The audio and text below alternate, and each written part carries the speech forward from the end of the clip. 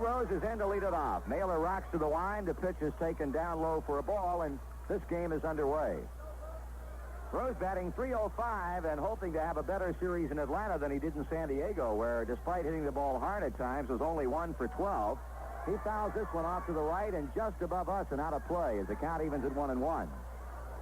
So Pete still standing at 191 base hits in his quest for a ninth 200-hit campaign. .305, 9 homers, and 61 RBIs. Naylor presents a very imposing figure on the mound. He comes back to the plate. A bouncing ball hit the third. Bunnell with a throw across the diamond to Montañez, and that's the first out of the ball game. Marty, just in watching Naylor in the first few pitches, it looks like really nothing overpowering, a lot of motion, and looks like you're going to have to stay back just a bit on. Kind of reminds you of Jim Cott a little bit in the way he delivers the baseball.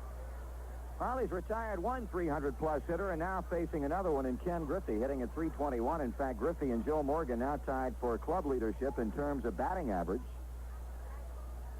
Griffey has homered 11 times with 53 runs batted in. The pitch to him is too much inside a ball. Willie Montañez at first, Jerry Royster at second. The shortstop is Pat Rocket. The third baseman is Milford, Ohio's Barry Bunnell.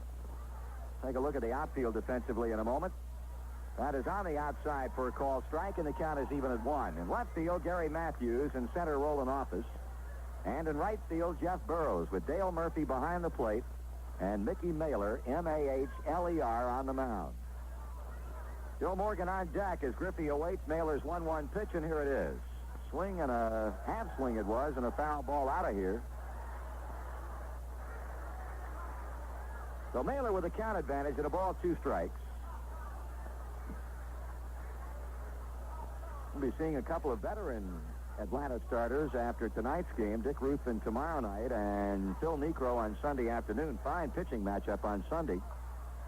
Blowing inside, 2 balls and 2 strikes.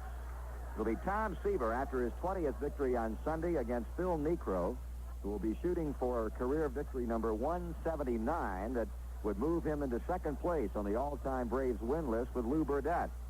A curve is down and outside, and Griffey has worked a full count from the Atlanta left-hander, 3-2. Tomorrow night, Tommy Hume will be going against Dick Ruthven. Griffey out of the batter's box, now climbs back in as he looks out toward the mound. The rookie Murphy hangs a sign for the rookie Mahler, and the payoff pitch is a half-swing foul ball. Griffey against Atlanta pitching has had 15 hits and 34 times up, 1 home run and 5 RBIs. Rose is grounded out to third to start the game, and a holding 3-ball, 2-strike count on Ken Griffey. Mahler winds, kicks, and fires, and that one is lined into the glove of Willie Montañez at first base. Kenny hit an absolute rope as he pulled Mahler hard, but to the glove side and picked off by first baseman Montañez. 2 down.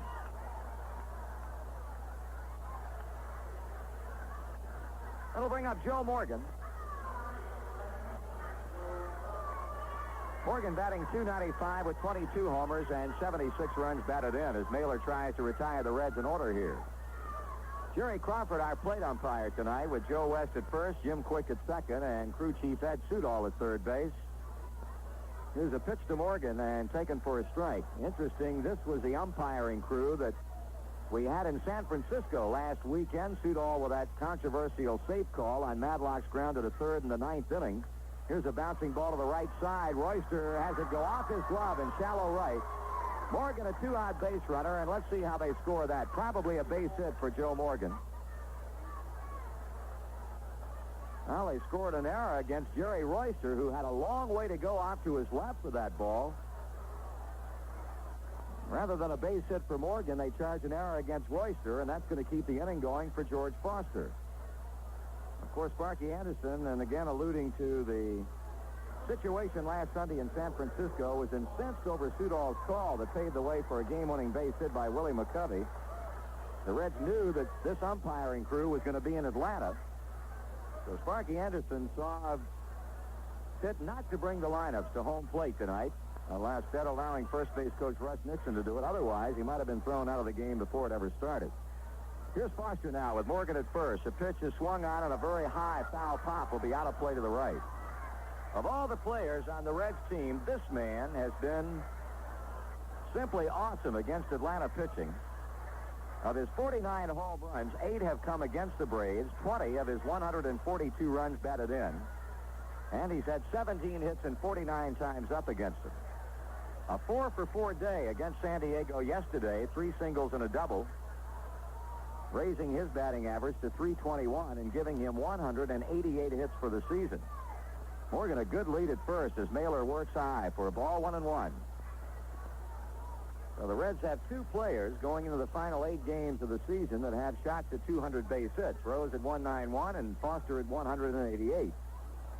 Gary Matthews very deep in left field, as is Office in center and Burrows in right. The pitch. That one fouled straight back and out of here. Now the Reds drawing the measure of Mickey Mailer here in the first inning. He retired Rose on a ground out. Griffey on a line drive to first. Morgan reaches on the questionable scoring decision, an error charged against Jerry Royster. And Foster behind at 1 ball and 2 strikes. Mailer stretches, looks to first base, and now he'll throw that way.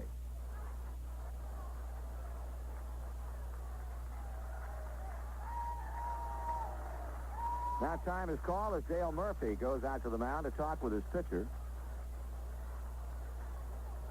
Braves coming off of a winning ball game that wrapped up a road trip in Houston for them last night. They beat ace James Rodney Richard 8-4 in the Astrodome. While the Reds, of course, were losing for only the second time in 8 games on this road trip, 3-1 to Bob Shirley, Raleigh Fingers, and the San Diego Padres. Meeting breaking up. Murphy back behind the plate. Here comes the throw to first base again. Morgan getting a good challenging lead against Mailer. And twice now he's thrown to first base. We're in the top of the first inning. 2 down, a runner aboard. Here's a pitch, and Foster strikes out swinging as Mailer gave him a big motion and hit him with a slow breaking ball. In the inning, no runs, no hits, 1 error with 1 man left on, and after a half inning of play in Atlanta Stadium, the Reds nothing, and the Braves are coming to bat.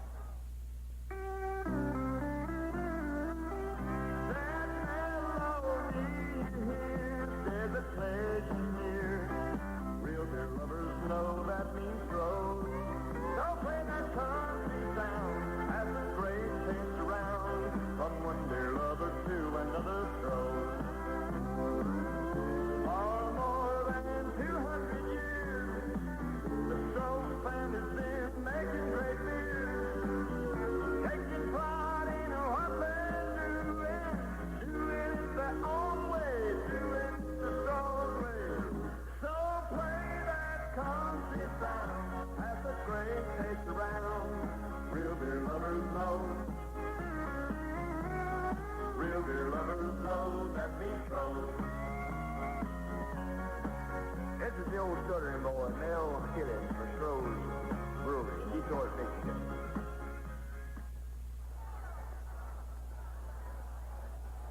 Well, the Reds will be back at Riverfront Stadium Tuesday night for the start of the last homestand of the season. First, the Padres are in town for a couple of weeknight games, Tuesday and Wednesday. And then it's the Braves for the final weekend of the year, including Fan Appreciation Day on Sunday, October 2nd. Purchase tickets in advance at the Red Ticket Agency nearest you, in Hamilton at Clark Sporting Goods, in Middletown at Montgomery Ward, in Springfield at Sears, in Richmond at Phillips Drug, and in Frankfort at Sears. Whereas the first pitching appearance ever for Mickey Mailer against the Cincinnati Reds, the same also could be said for our starting pitcher tonight, right-hander Paul Mosco, against this Atlanta club. Paul with a record of 4 wins and 6 losses as he makes his 18th start overall with a complete game, and he shows a 4.5 earned run average. His last outing, he was not the pitcher of record. That was the game last Sunday that the Reds dropped to the San Francisco Giants out at Candlestick 3-2, but boy, pitched extremely well that afternoon, giving him 8 hits and 2 runs, only 1 of them earned. In 7 1/3 innings, Paul struck out 4 and walked 4, so had one good pitching performance by this young man, although it was a no-decision effort by him, and hopefully we'll get that kind of pitching performance out of him tonight. Right now, the plate umpire, Jerry Crawford, walking down the line from third base with plate umpire Ed Sudol, and now signaling, apparently, for Sparky Anderson to come out of the dugout. Sudol wants to chat with Sparky for a moment, and I know that Sparky's not real thrilled about this because Ed Sudol is not his most popular person at this time. What the conversation could be about, we have no idea, but at least on the surface, an amiable get-together between Mr. Sudol and Mr. Anderson. Ed heading on back to his position as the third base umpire as Anderson returns to the dugout. Crawford to the plate. And to lead it off for the Atlanta Braves, it'll be second baseman Jerry Royster. Royster hitting .217, 4 homers, 23 RBIs. Right-handed batter, former Dodger. Mosco to the wind, his pitch, and Royster tries to bunt his way aboard, but instead fouls it directly back and out of play. It'll be Royster, Office, and Burrows here in the bottom of the first.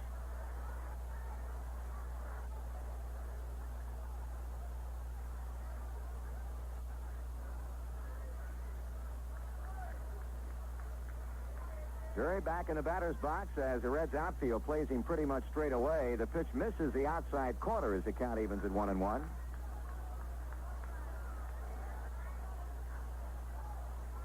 Mosco working quickly, and Royster fouls this one to the screen. 1 ball and 2 strikes.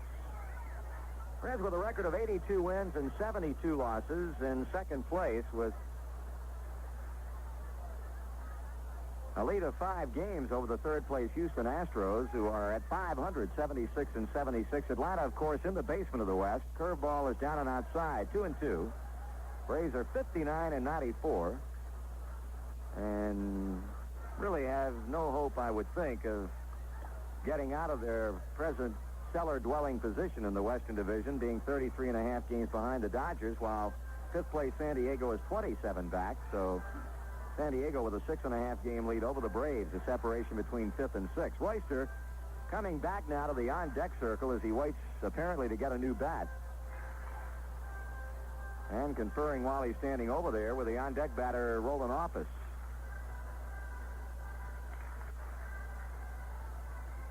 Two balls, 2 strikes to the Atlanta leadoff batter, Jerry Royster. Reds scoreless in the top of the first inning, although Morgan reached on a 2-out error by Royster. Mickey Mailer with a strikeout swinging against George Foster. Now Royster steps away as Mosco, hands on hips, waits for the batter to get back in there. Looking into Don Werner, and now ready with a 2-2 pitch. Outside, full count. Paul is, at times, and especially lately, over the last maybe 3 weeks, has had rough going in the early innings, especially in the first and second. Here's a bouncing ball to shortstop. Concepcion kicks it around, recovers, throws, not in time. Davey got caught betwixt and between on that rock-hard Atlanta infield. Had the ball fall away from him. He recovered quickly with a sidearm throw to Dreesen. But Royster can run pretty well, and they're going to score that on infield base hit. Marty, that's really the only thing Davey could do was charge the ball. If he stays back, Royster beats it easily, and he just had to gamble there that he would come up with it and be able to throw him out. But if that's a hit, then Bill Morgan's had a hit. No question. An infield base hit it is for Royster. It brings up the left-handed batting center fielder Office. Having an off year, Roland, after a fine season at the plate last year, batting but .245 right now. He swings as a fastball, grounds to Morgan, on to Concepcion, quick throwing to Dreesen, double play. 4-6-3, a tailor-made double play ground ball off the bat of Office, and it goes Morgan, Concepcion to Dreesen. So with 2 down and nothing going on, it'll bring up right fielder Jeff Burrows. This reminder, lots of prizes and big fun for everybody. That's Fan Appreciation Day when the Reds meet the Braves Sunday, October 2nd at Riverfront. Be on hand. Plenty of seats available.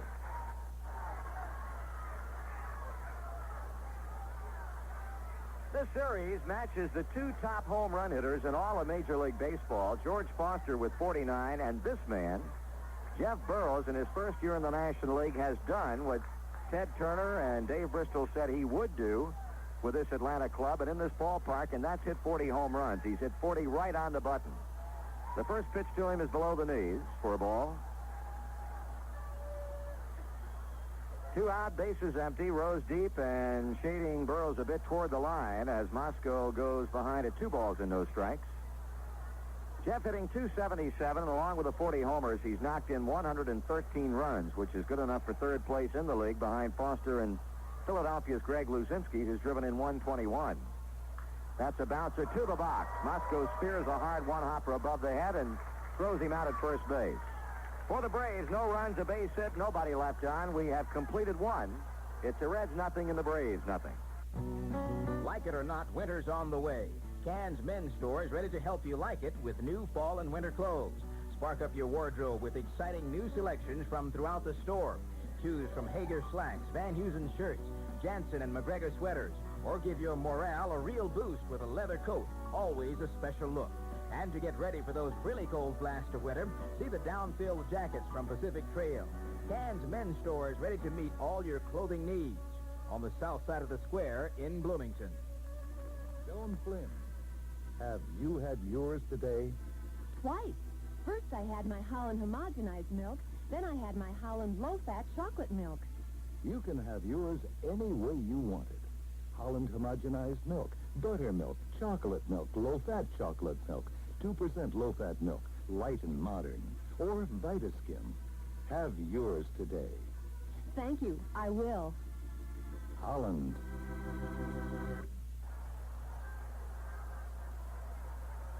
One final scoring for the major leagues this afternoon. The Pittsburgh Pirates kept their faint National League East Division title hopes alive as they shut out the Chicago Cubs 2-0. Jim Rooker with plenty of relief help in that game. Kent DeCovey and Rich Gossage gained his 13th victory of the year against 9 losses. A loser in relief, Willie Hernandez, 8-7.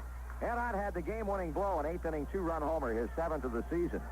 Philadelphia losing 3 out of the last 4 at Montreal tonight. Christensen against Rogers. The Cardinals at New York, L.A. at Houston, and San Francisco at San Diego. That's the National League look. Here's Johnny Bench as we go to the top of the second. John batting .278 with 29 homers and 102 RBIs. Naylor to the plate, and Bench with a swing and a long drive foul to left field. Bench, Concepcion, and Dreesen, hopefully more. John hitting .327 over the last 16 games, in which he has hit safely in 13 of them. And he's hit in 26 out of the last 31, batting .337. Fastball away evens the count at 1-1. He's had 4 home runs against this Atlanta pitching staff this season. Naylor with a pitch, and Bench with a take. Strike is called by Jerry Crawford, and John did not agree with the call. 1 ball and 2 strikes. Bench again in left field tonight. Low and outside, 2-2, and Sparky says that now with a couple of right-handers going tomorrow and Sunday, Ruthven and Necro, that Bench will go back behind the plate for the first time in about a week. Be back there tomorrow night and also on Sunday afternoon. 2-2 the count. Bench waiting. He swings and drills one into right center field. Office on his horse. Now calling as he slows to a trot and puts it away. Center fielder Roland Office makes the catch of Johnny Bench's fly ball for out number 1. It brings to the plate the Red shortstop, Dave Concepcion.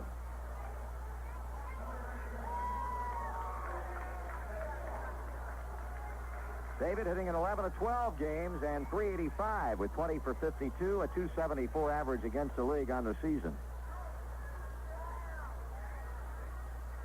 Low and away, ball 1.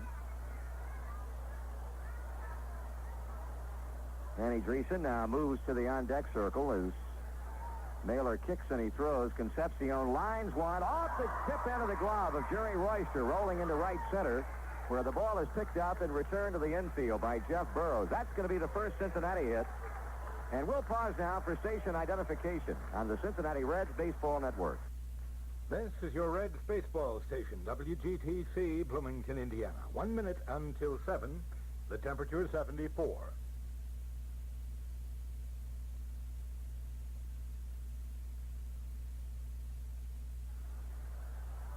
Danny Dreesen standing in as Dave Concepcion takes his lead at first base with the first Reds hit of the night.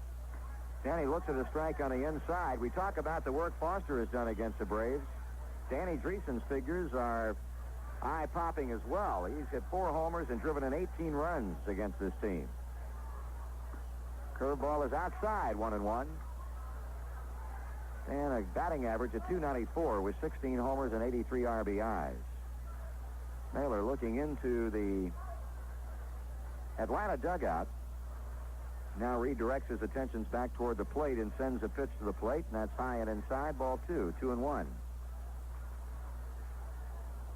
Going to be interesting to see if the Reds test the right arm of this young catcher, Dale Murphy. There goes Concepcion. Pitch is taken. Murphy's throw down to second. Goes to center field. Davey gets up, and he will trot on to third. I will tell you a little sidelight concerning Dale Murphy. The Braves had figured that this young man would be solidly their #1 catcher in 1977.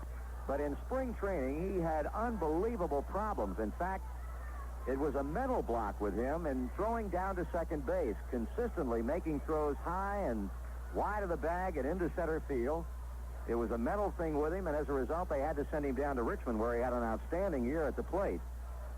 But the Reds test him early in this game, and he promptly throws the ball into center field as Dave gets a stolen base, his 29th of the year, and moves to third on the catcher's throwing error.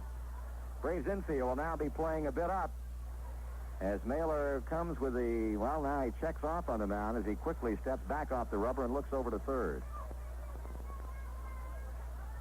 Danny Dreesen, a 2-2 count. The Reds with a chance to get the first run of the game home. Concepcion at third, 1 down. Here's a pitch. That's inside as Danny steps quickly away. Ball 3, full count.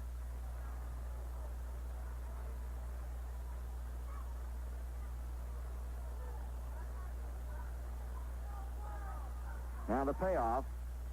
Dreesen holds up on the swing and apparently held up enough to get the base on balls. Murphy asked for a ruling from third base umpire Ed Sudol. So Dreesen gets a base on balls. That gives the Braves a shot at a ground ball double play situation. Marty, Jerry Crawford still looking down at Ed Sudol, trying to find out what he thought. And now Ed finally says, no, he didn't swing. Well, it looked like he gave some kind of hand motion when Crawford initially looked down there. Apparently, Jerry did not see it, and now Sudol looking into the Reds' dugout and pointing that way. As John Werner steps in, there goes Dreesen. Here's a belt. Back into deep right field. Burroughs goes back short of the warning track to make the catch as Concepcion tags and comes out of the plate to score the first run. The Reds lead at 1-0. On a sacrifice fly to right by Donnie Werner, Dan Dreesen quickly moving back into first base. 2 away in the inning. The batter will be pitcher Paul Mosco.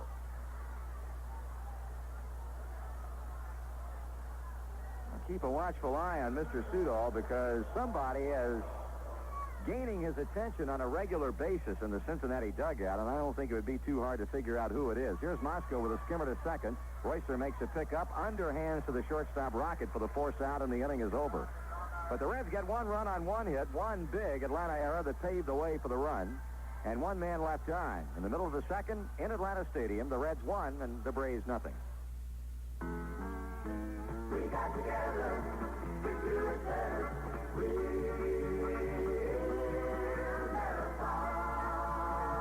When I first thought about doing this commercial, I realized I could do it by myself, but that you might like it a whole lot better if I got some help. So I got together with this engineer and these singers and this band here to do it better. I got together with these good people for the same reason the Marathon Oil Company people got together, to do it better. Doing it better puts all the fun in it. And doing it better brings something special to everybody who has a hand in it. And doing it better is what Marathon is all about. We got together to do it better.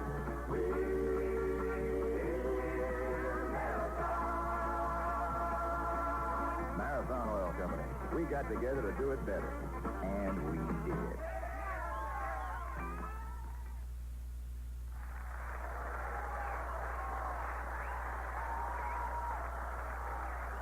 Well, it won't be long before the Christmas shopping season is upon us, and the Reds remind you that the ball club's official 580 gift shop is a great place to find distinctive and unique gifts for those baseball fans on your Christmas list. How about an official Reds cap, just like the one the players wear, or one of the Reds Rooter packs?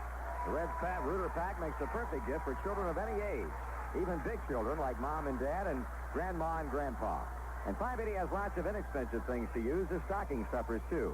Stop by soon or call or write the Reds office for a list of all the Reds gift items and souvenirs by mail from the Reds 580 gift shop. 1-0 our side as we go to the home half of the second. Montañez, Matthews, Murphy is how the Braves will stack up.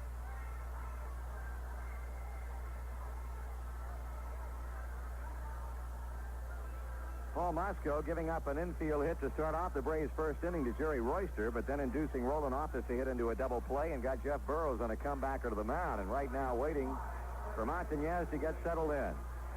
Willie hitting .284 with 19 home runs. He's driven in 64. Left-handed batting Braves first baseman, and the pitch to him is taken high, ball one.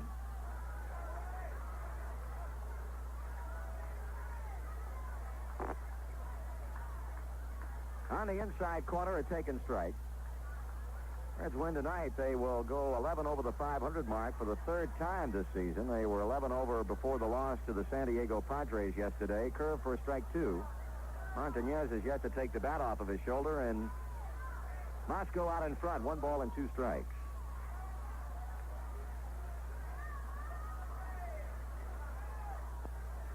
Connie Warner hangs a sign. Here comes a pitch. Fastball is up and outside. 2-2.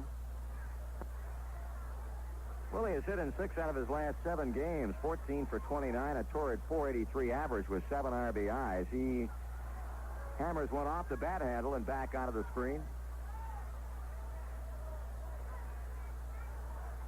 Count holding, 2 balls, 2 strikes. The outfield deep, Griffey especially so, in right field. There's ball 3 outside and a full count.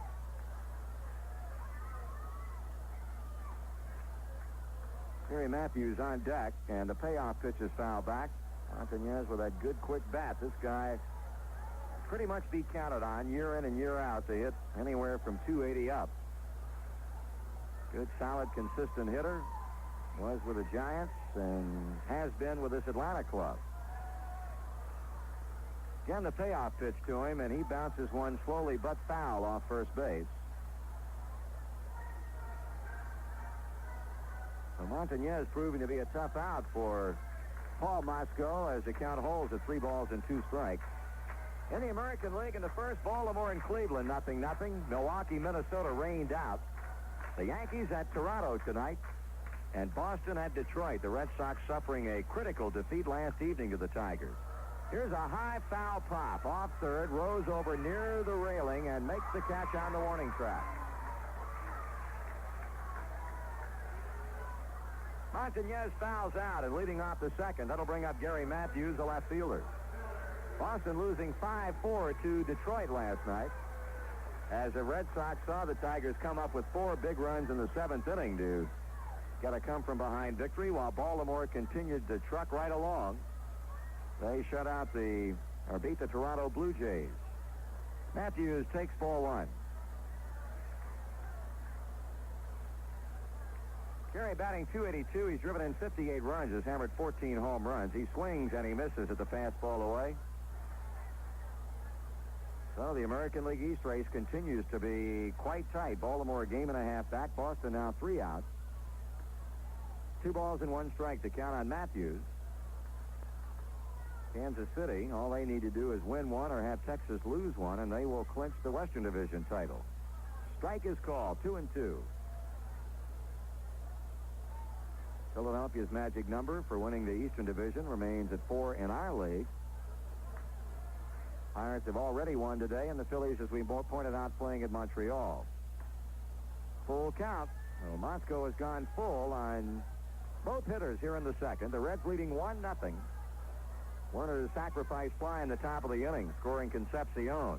Here's a grounder pull foul at third base.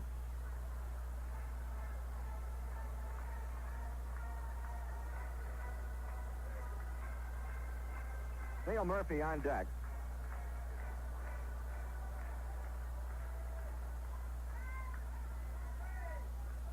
Moscow with a payoff, and Matthews swings and fouls it back.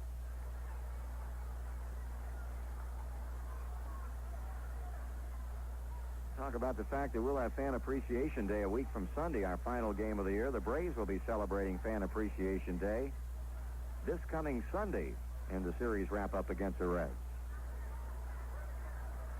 3-2 and holding on Matthews. He bounces to short. Concepcion plays it on the second bounce and guns him out at first base. 2 away. Here's Dale Murphy. Since his call-up from Richmond, Murphy hitting .289 with 2 homers, 7 RBIs. Both of his home runs came in one game. That was out at San Diego, and his second long ball in that particular contest won it in extra innings. Game that saw the Braves behind 7-1 going to the 7th inning against Randy Jones. And Murphy was a batting star that night. He fouls it back. There are those who feel that if there is another Johnny Bench on the horizon, this young man is it. But he's got to conquer those throwing problems that plagued him early this season, and they feel like if he can do that, he's going to be some kind of player. He fouls it down the right field line. There'll be no play on that ball, and Moscow ahead as rookie faces rookie. 2 strikes.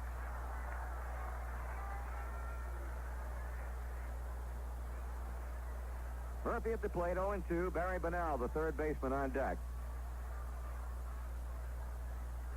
Moscow pitches and misses away for a ball, 1-2.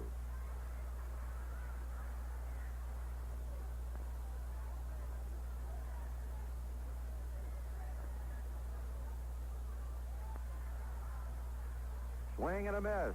Strikeout swinging. Moscow has his first of the night, and the Braves go meekly out 1-2-3 in the second. So at the end of 2 complete, the Reds won and Atlanta nothing. You know, different folks have different ways to spend their time, enjoy their days. Me, I like to fish. I really do.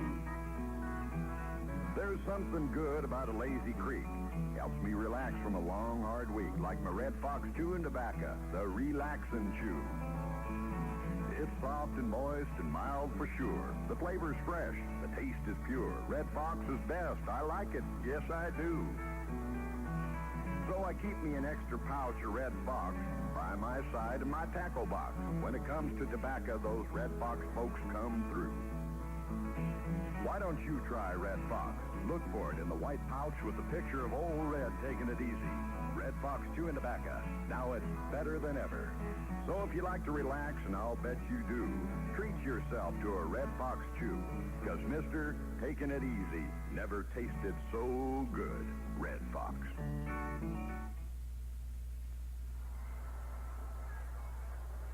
Well, we carry a 1-0 lead into the third inning, where it's going to be the top of the order up against Mickey Mailer. And here to call the action for you, Joe Knuxhall. All right, Marty, for those of you who score along with us in the first inning, the error charged to Jerry Royster on Joe Morgan's ball, you can change that to a base hit for Morgan. Take the error away from Jerry Royster and credit Joe Morgan with a base hit. Rose, Griffey, Morgan here in the third. The Reds leading 1-0. Pete bounced to Bonnell at third base, leading off the ball game. North Road needs 9 hits to reach that 200 mark again. Mickey Mailer has given the Reds 2 hits and has struck out 1. Has not walked about it. And the first pitch to Rose. The bunt attempt is fouled off to the left of the plate and drops untouched. 0-1. Outfield is straight away to Pete.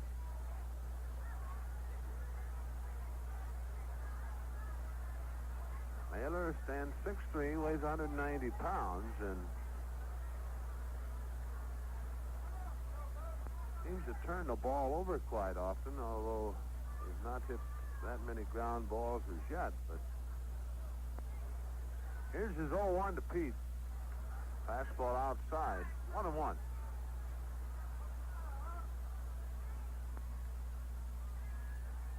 Mailer back to the plate. Rose swings, bounces up the middle into center field, a base hit, and that's 182. Rolling off, it plays it, and Rose makes the big turn. 192 hits now for Pete on the year as he leads off here in the third with a base hit to center. And Ken Griffey, the batter. Kenny lined hard to Montañez at first base in the first inning. And he's hitting .321. 11 home runs, 53 RBI. Naylor has the sign from Murphy. A stretch in the pitch. Griff swings and chops it foul along the first base line. 0-1 the count. Braves 59-94 on the year. This their 154th game. The Reds playing number 155. They were 82-72.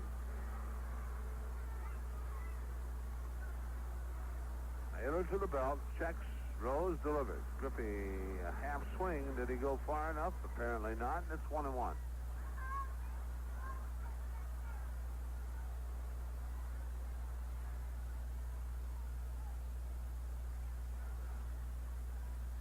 A ball of strike. Waiting on Griffey to step back into the batter's box. He's there, and Naylor sets. Delivers. Griffey again, this time trying to bunt the pitch in on him, and he had to get out of there in a hurry. The count goes 2-1 now to Ken. George Sugar checking with Sparky Anderson, and now Spice is assigned to Ken Griffey. Sugar, of course, gets all the signs from Sparky in the dugout and then relays them. Now 2 balls to strike. And the 2-1. Griff takes, strike 2 called, and it evens at 2-2.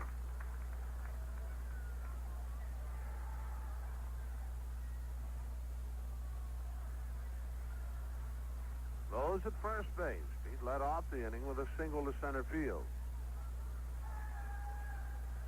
Now the 2-2. Griffey swings and a one bouncer, Royster. He goes to the shortstop Rocket, but to throw back to first, not in time. So Kenny again hits the ball hard, and coming up head high to Royster, throwing on to Rocket to force Rose, but the relay to first not in time. So Griffey at first base with 1 out now, and Joe Morgan the batter.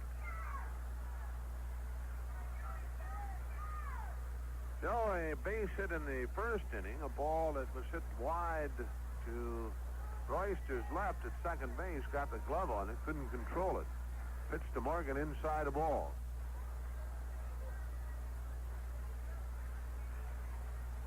Base hit for Morgan. It's Joe's 148th of the year. There's a pitch inside, and Joe almost jumped over the ball as he got out of the way, and it's 2 balls, no strikes. George Foster waiting on deck.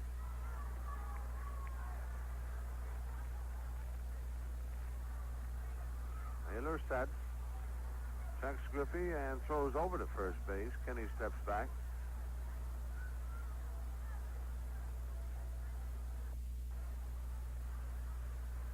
Don't know the count.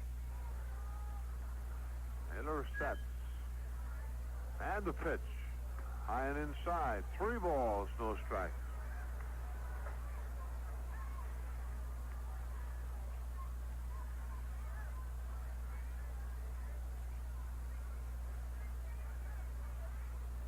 Now the 3-0. That's in for a call strike. 3-1.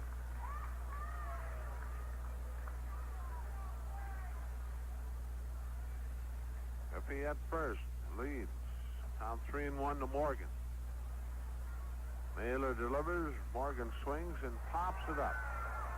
On the first baseline, Willie Martinez in fair territory makes the one-handed grab about halfway down the line. A 2 out, and that'll bring Foster to the plate. George struck out in the first inning to end the inning. Foster hitting .321, 49 homers and 142 RBI.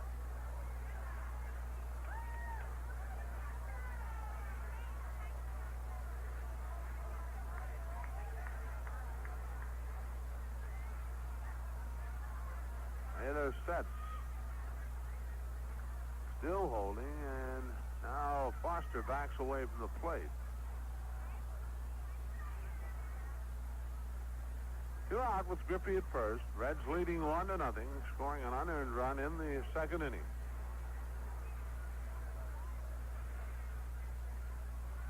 Pitch to Foster, low and outside, a ball, 1-0.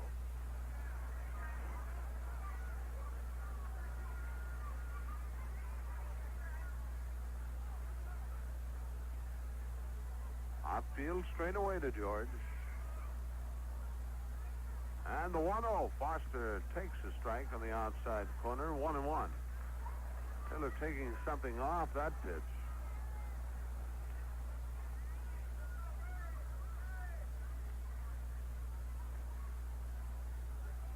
Taylor checking with his catcher Murray. Has his sign. And the pitch. Swung on, fouled out of play. And the count. A ball, 2 strikes now to George Foster.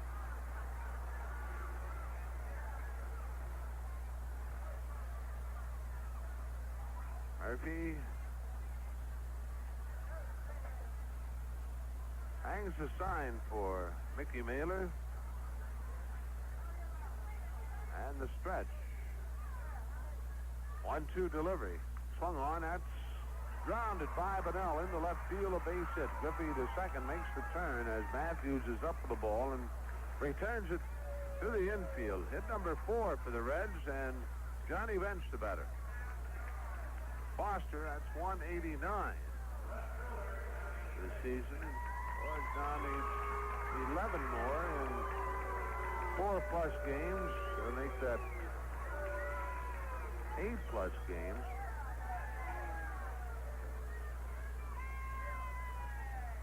Griffey second, Foster at first. Bench. The fly ball to right center field leading off the second. The pitch to John. He takes low and outside the ball.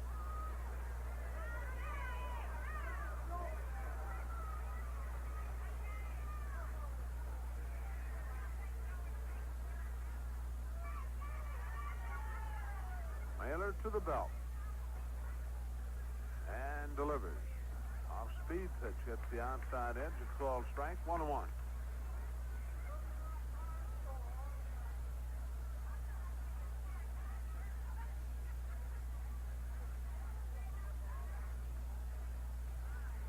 A ball, a strike to count. Bench takes the breaking ball down low. 2-1. Kenny Griffey, second base. George Foster at first. Reds leading at 1-0. They've had 4 hits in the game off Mickey Mailer. Half of them coming here in the inning.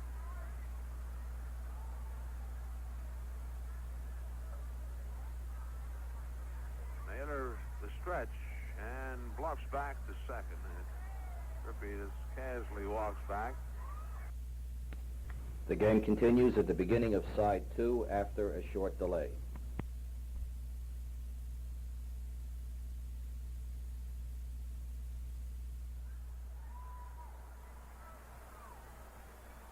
Now again the stretch and the pitch to John taken outside. 3 balls, 1 strike. We got Dave Concepcion on guest.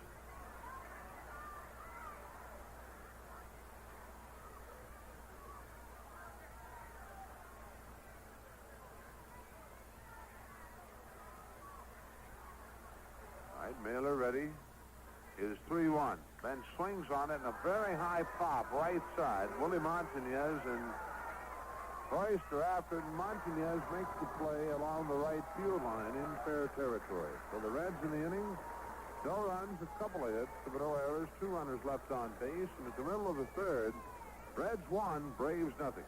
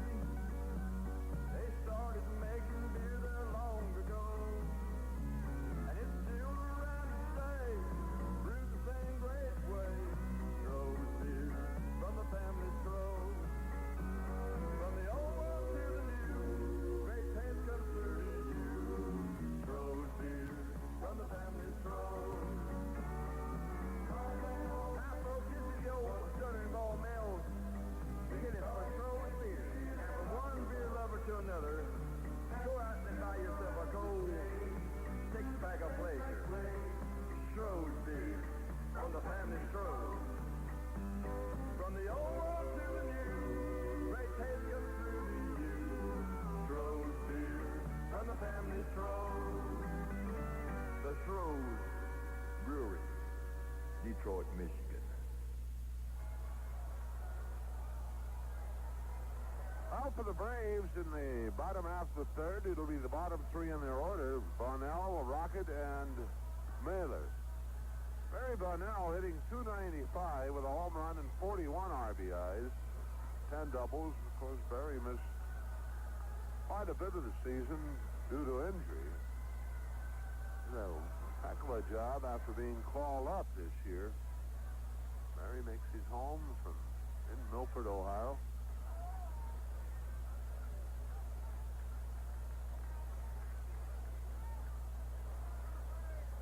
Paul Moscow has allowed a hit, has struck out one through the first 2 innings.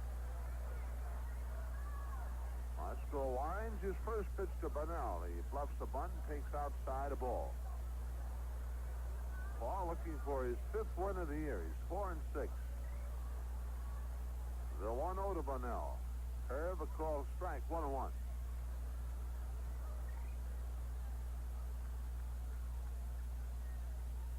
Moscow has a sign and delivers. Going outside with a fastball. 2 balls to strike to Bunnell. Pat Rocket, the shortstop, on deck. Ball working quickly. His fastball is in for a called strike. It's the inside corner. Count evens 2-2. And the pitch swung on and lined into right field, a base hit. As if he overplays it, and as Bunnell makes the turn, and he'll hold at first base for the second hit of the ball game. Actually, Bunnell checks swing and lines it into right field for hit number 2 for the Braves off Paul Moscow.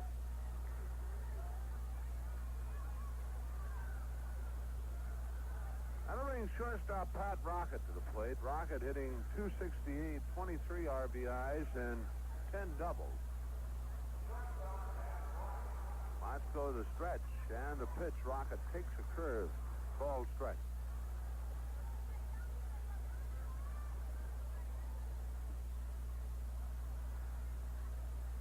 Dick Ruthven and Tommy Hume tomorrow night.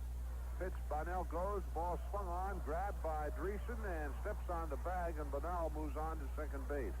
Hit and run on, and Rocket hitting the ball right along the line. Danny picking the ball up in front of the first base bag and stepping on it, but no throw to second base. So Rocket out, 3 unassisted. Dreesen 1 away, Bunnell on at second, and it'll be Mickey Mailer.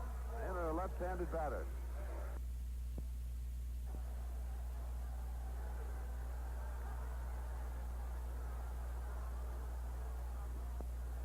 Moscow has his sign to the belt, delivers. Down low, and it's 1-1.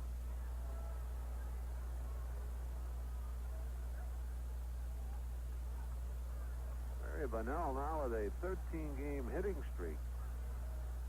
Pitch to Mailer, swung on and hit down the left side, twisting into foul territory. Bents over into the dugout, but in the Reds bullpen, of course, if he would have caught the ball, I don't think it would have counted because of the white line that runs from the edge of the picnic area down to the corner of the Reds dugout in the bullpen. Out of the count, a ball, 2 strikes to Mickey Mailer as Don Werner is out talking with Paul, now back behind the plate.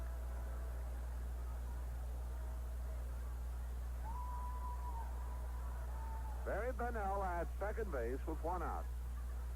Reds lead it 1-0. The stretch of the pitch, and that just misses low. Count evens 2-2.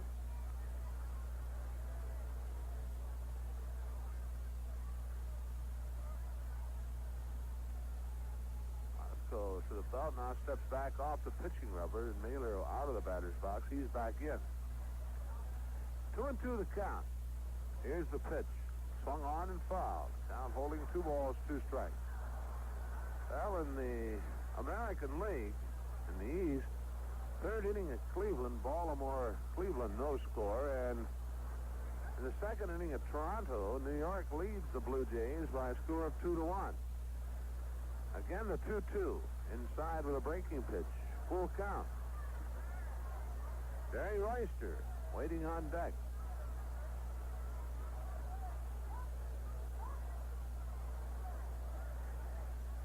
Moscow ready with a payoff. Here it is. Set, swung on and fouled.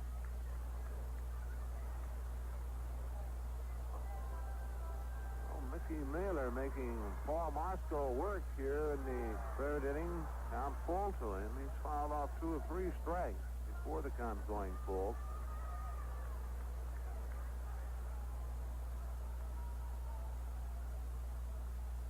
Paul has his sign, the stretch, and again the 3-2. That's check swing ground ball. Concepcion has it, running through to Drees, and they get him as Bunnell holds at second base.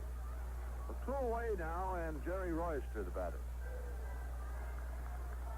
Royster, an infield single in the first inning, leading off the game for the Braves. He chopped one to Concepcion at short. Dave charging the ball and just had to gamble on whether he would field it or not, and was unable to come up with a clean, and Royster rather beat it out for a base hit.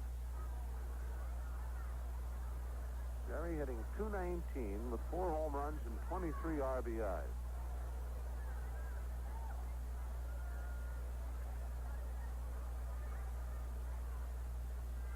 Moscow delivers, and Royster swings and fouls. Looking at Darrell Cheney. Darrell's played in just 72 games this year for the Braves with a .198 batting average. Darrell has had problems with a bone spur on his heel, and quite painful for him.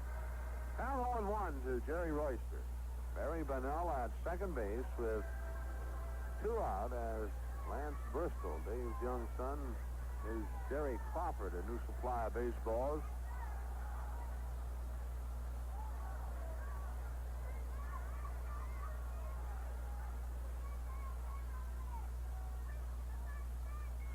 Outfield playing Royster straight away. The stretch, the pitch.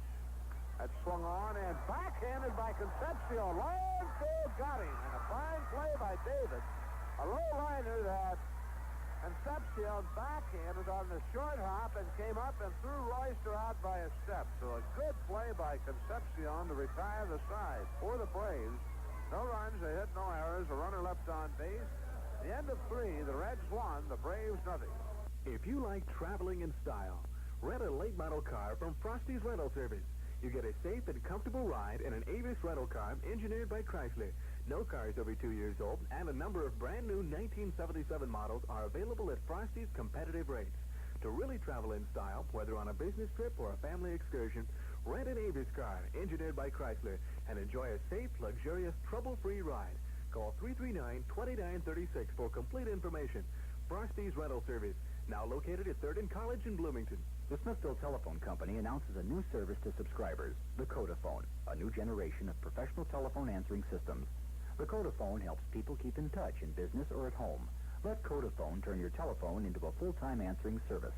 Codaphone answering systems feature variable announcement capability, so you can record a greeting of any length from 2 to 23 seconds, and your caller may speak for a full 34 minutes. For further information, call 876-2211.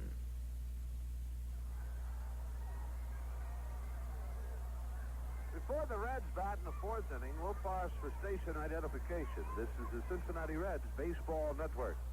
This is your Reds baseball station, WGTC, Bloomington, Indiana. 7:33 the time, the temperature is 74.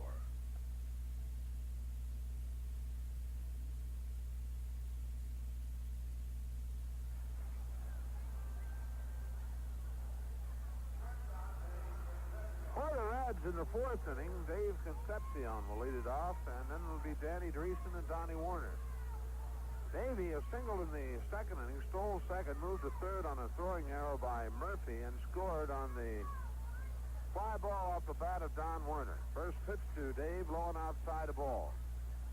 Mickey Mailer has allowed 4 hits. Struck out 1, and he's outside again. 2 balls, no strikes to Concepcion. Dave hitting .275. Had 8 home runs, the 8th coming yesterday in San Diego. Pitch to him, he tried to check his swing but can't. And I think he was guessing here, going for the long one. So the count goes 2-1.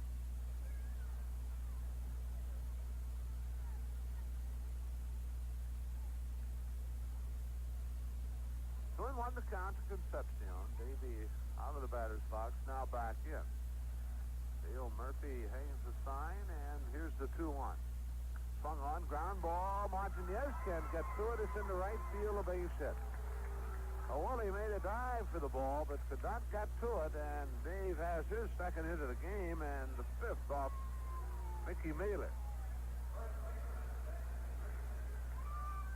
That'll bring Danny Dreesen to the plate. Dan walked in the second inning. Dan hitting .294. 16 home runs and 83 RBIs. Mailer ready, and his pitch. Taken inside the ball.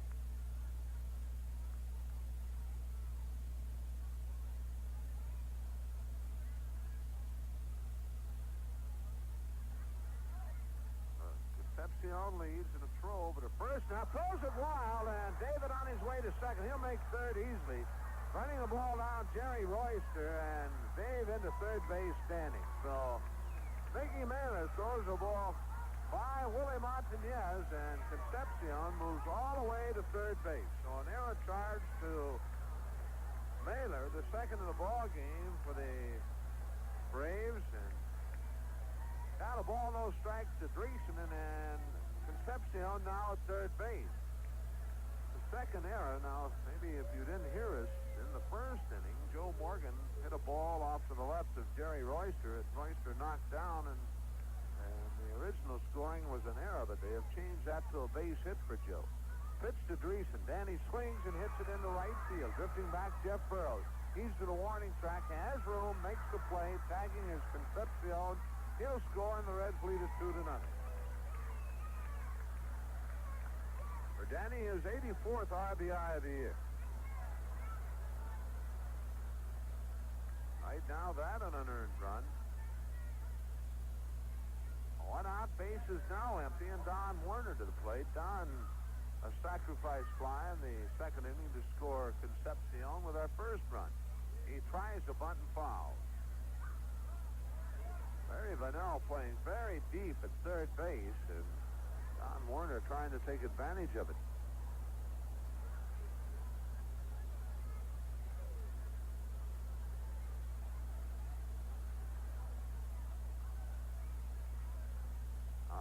Mailer delivers, and it's swung on and lined to center field, a base hit. So Werner has his first hit of the ball game. He makes the wide turn at first. Office returns to the infield, and the Reds with 6 hits off Mickey Mailer. And brings Paul Moscow to the plate. Paul forced Dreesen at second base to end the second inning. Pitch to Moscow. He squares the bunt and does but foul first base side. One at first base with one out. The Reds have scored a run here in the inning. Paul hitting .212 as he goes down to Sugar to have a meeting. Now the meeting breaks up and Paul back to the plate.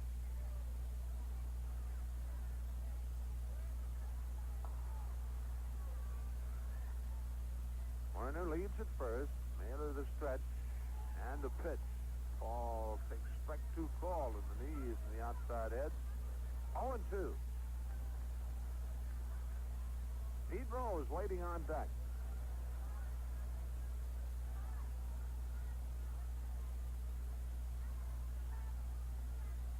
Swing and a bouncer. Bunnell at third has it. Throws back to second, and there'll be no relay as Werner gets there in a hurry to break up the double play attempt by the Braves. So a force of Werner at second goes Bunnell to Jerry Royster.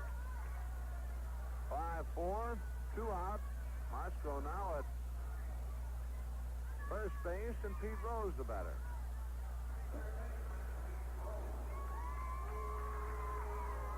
Pete 1 for 2. He singled his last time up in the third inning. Paul Moscow getting the windbreaker from Russ Nixon on at first base. He's now with 192 hits. Now needs 8 more to reach that magic 200 mark.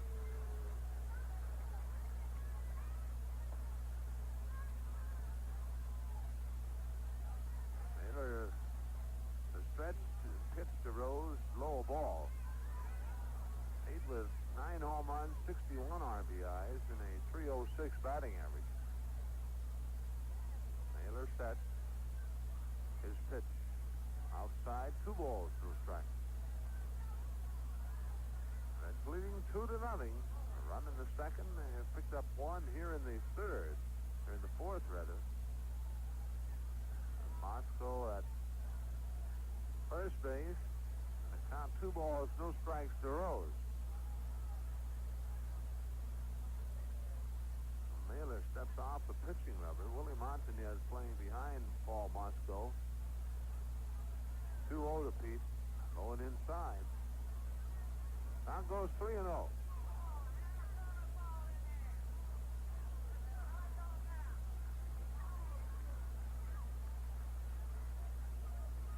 If Rose has the green light, he appeared to have it, but the pitch is high and outside, ball 4, and that's the first walk issued by Mickey Mailer.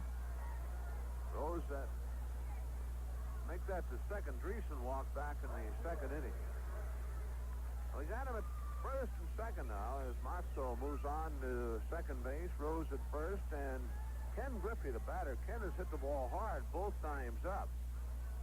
A hard liner to Montanez in the first inning, and then a hard one bounce to Royster in the third. The pitch to Kenny is taken on the outside edge, a called strike.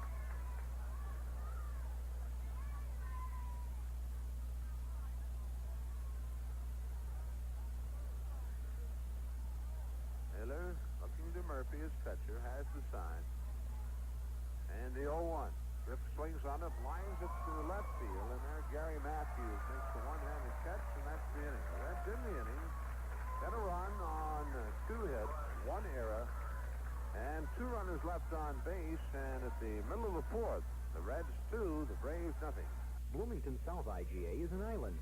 That's right. Bloomington South IGA is an island. It's the only supermarket in the area that is completely surrounded by roads and traffic. It's easy to get into, easy to get out of.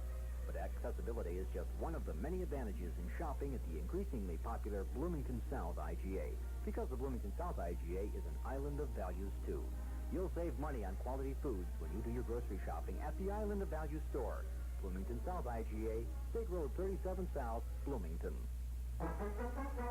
Here's what moving the North American way means to you. Personal attention. We have a vast network of over 1,200 agents, and there's usually at least one who knows your present community, and another agent who knows your new community. So you get personal attention at both ends of your move and at every step in between. That's the North American way. American Moving and Storage. We're your North American agents. Look for us in the yellow pages of your phone book. North American Landline.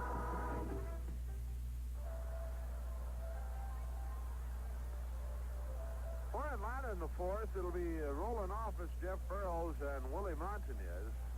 Office hit into a 4-6-3 double play in the first inning after Royster's single. Roland hitting .245, 5 home runs, and 39 RBIs. Hayes was 1 hit off. He's got 2 hits off Paul Moscow. Royster's single in the first inning, and Bunnell singled in the third. Paul has struck out 1. He's not walked the batter.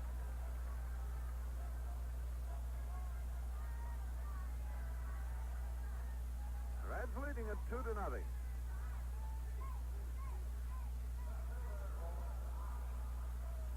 Office, a left-handed batter. Paul Moscow about ready to go to work. First pitch on the way, and Office takes a called strike.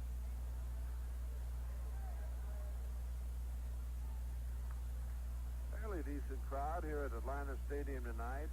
The 0-1 to Office. He gets the inside corner with a fastball and a called strike, 0-2, and Roland kind of walks away and says, well, maybe it was. The ball quickly out in front, 0-2 to Office.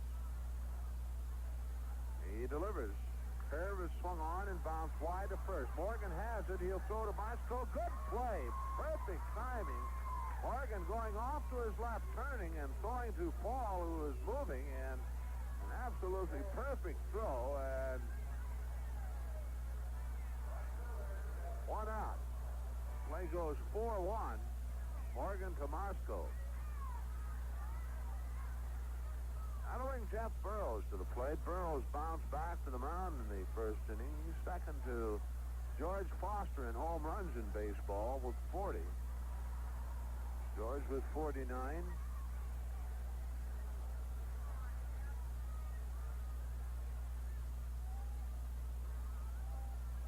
A line to the pitch, and Burrows takes a strike on the outside edge.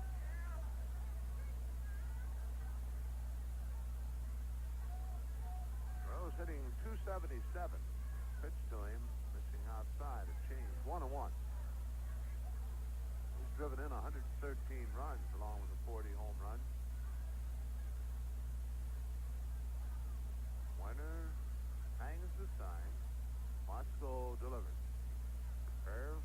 It's 2 balls, 1 strike. Reds outfield straight away to Jeff Burrows. Goes deep at third. Moscow works. That's swung on and fouled out of play over our head. Not even 2-2.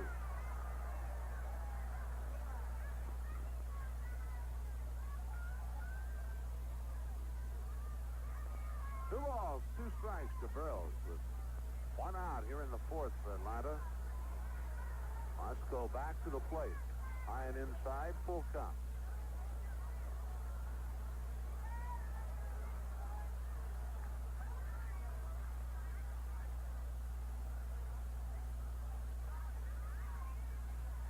Payoff on the way.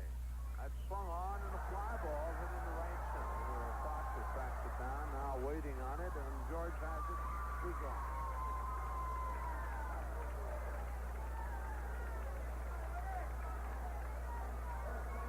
Two out. Willie Martinez, the first baseman for the Braves, steps in. Willie popped out to Rose in foul territory over near the Reds dugout in the second inning, leading off.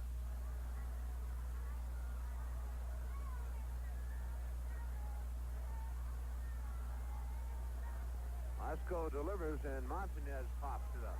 Dave Concepcion backpedaling out into shallow left field, waiting on it, and that's the inning. Now, Ben said something to David. They had quite a time in the clubhouse tonight, kidding each other about it. John with a little scar on his nose from the collision yesterday. So in the inning for the Braves, they go out in order, and after 4 innings here at Atlanta Stadium, Cincinnati 2, Atlanta 0.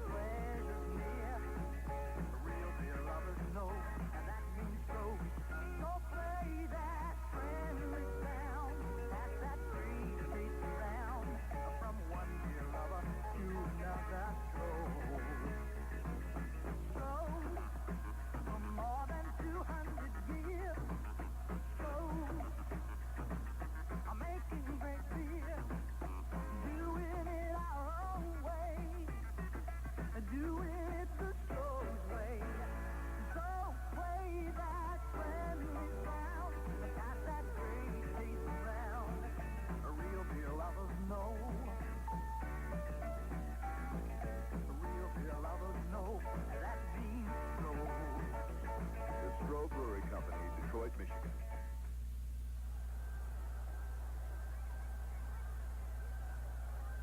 Four innings total show the Reds with 2 runs, 6 hits, no errors. The Braves, no runs, 2 hits, and 2 errors. It'll be Joe Morgan to lead it off in the 5th inning, and back to the action, Marty Brennaman.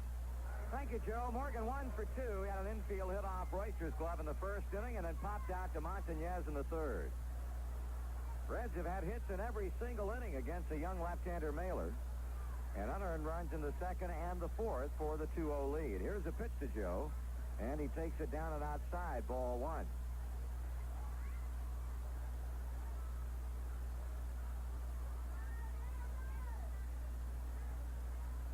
Morgan swings, pops it up back of the plate, but that ball's going to carry out of here. No play for Murphy. Game's underway in the National League tonight. At the end of 3, Philadelphia 2, Montreal 0. Christensen versus Rogers. The Cardinals with a 2-0 lead over the Mets after an inning and a half.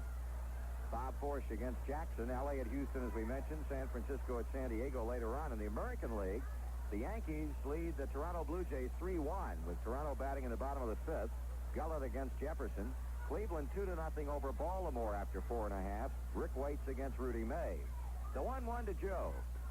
2 balls and 1 strike. The fastball is low. Boston with a 2-0 lead over Detroit. Bill Lee against Bob Sykes. Yet to start Chicago, Seattle, Texas, Oakland, and Kansas City at California. Well, what about Bert Blyleven last night? Big no-hitter over the California Angels. 1 base run. Yes, sir. Walked the batter, and one man reached on an error, and he was wiped out on a double play. Breaking ball misses. 3 balls and 1 strike. Morgan trying to get on, leading off the 5th inning. With George Foster coming up next, Mailer needs a strike and could not get it as he took something off the fastball, but the pitch stayed up. So Mickey Mailer has just surrendered his third base on balls and now faces Foster, who the first time around struck out, but in the 3rd inning lined a single through the left side of the infield.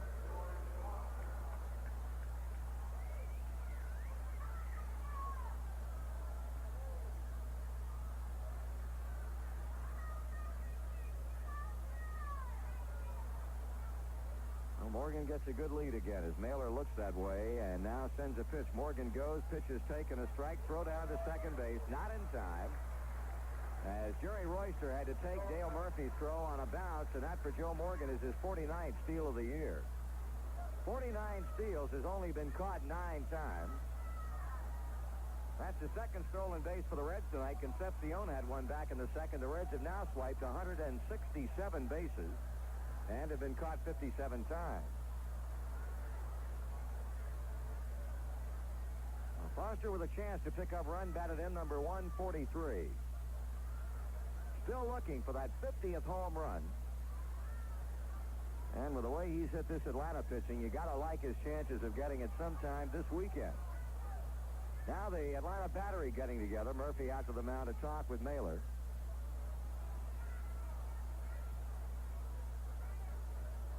And quite a lengthy meeting it is, as Jerry Crawford starts out to the mound to break it up. Looked like they were going to cease their conversation, and now they do.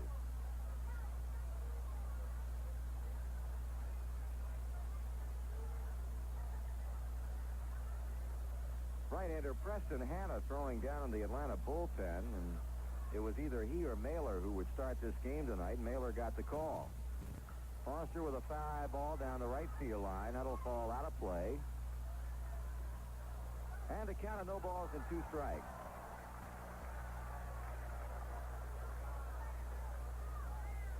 Morgan a walk to begin the inning. Stoll second. We're in the top of the 5th and lead the Atlanta Braves 2-0. Here's a pause of the belt and the pitch. Taken down and outside as Foster looks it all the way to the catcher's mitt.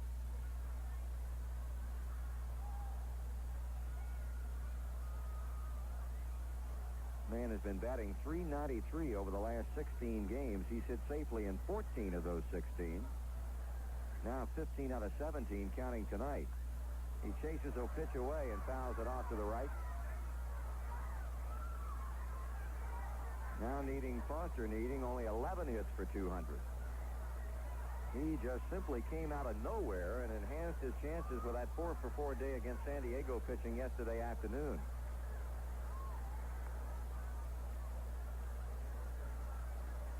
The left-hander looks back at second where Morgan leads, delivers. Foster takes a fastball outside. 2-2.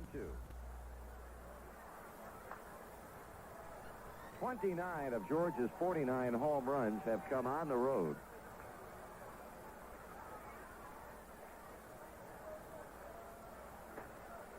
Two-two pitch. That gets away from Murphy. He can't find it. Morgan chucks on to third base. It's going to be a wild pitch charged against Mickey Mailer.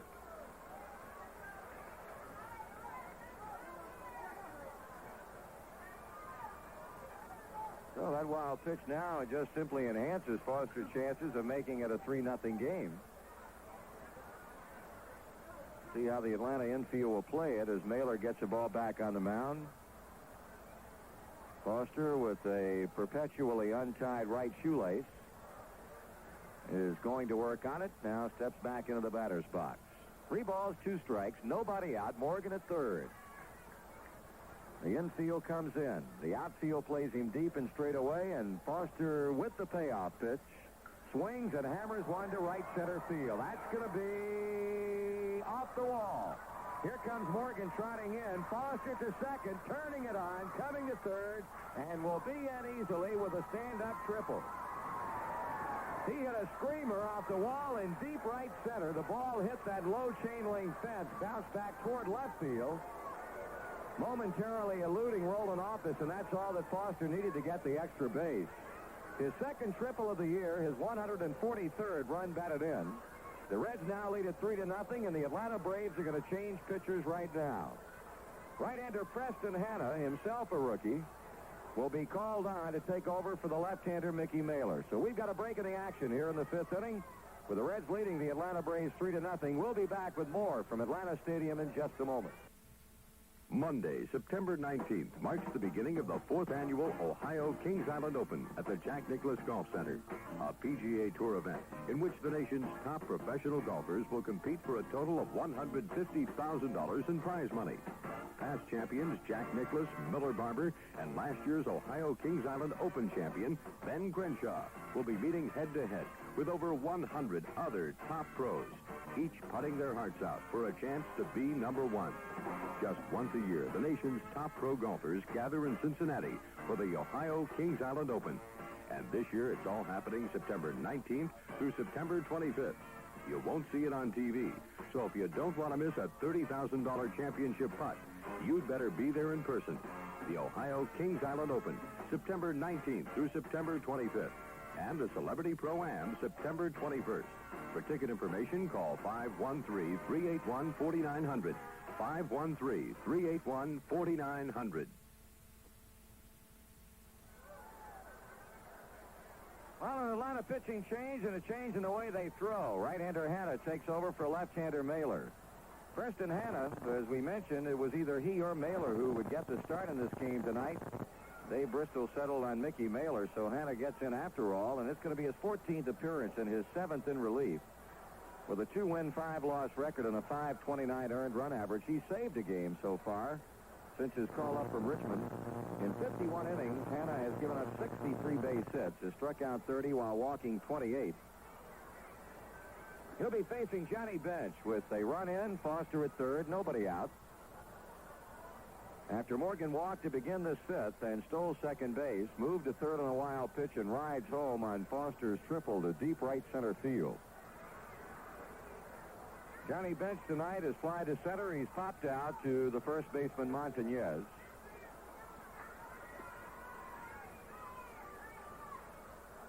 So a 3-0 Reds lead and a chance to add to it right here.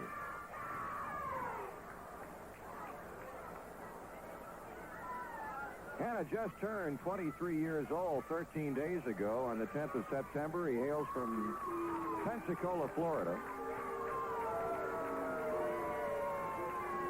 First round 1972 draft choice by the Braves in that year's free agent draft. He's been up and down with his club, up with them in 75. No record that year in 4 appearances. Up with them last season in 5 appearances, had no record. But 2 wins and 5 losses this season. The infield again will be playing in with Foster at third. Bench takes a high fastball from Hanna. That's Hanna, Preston Hanna.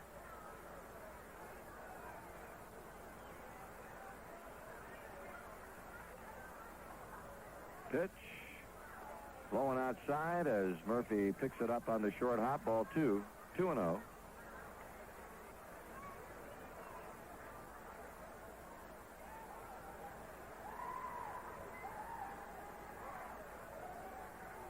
John waiting on the pitch. Swings and fouls it back. 2 balls and 1 strike. Tomorrow night, 7:05, the air time, Cincinnati time, with Reds Radio, as Tommy Hume goes to the mound against Dick Ruthven. Sunday afternoon, we'll wrap it up. Big duel between Phil Niekro and Tom Seaver. Low again with a pitch to Bench. 3-1. Dave Concepcion is in the on-deck circle.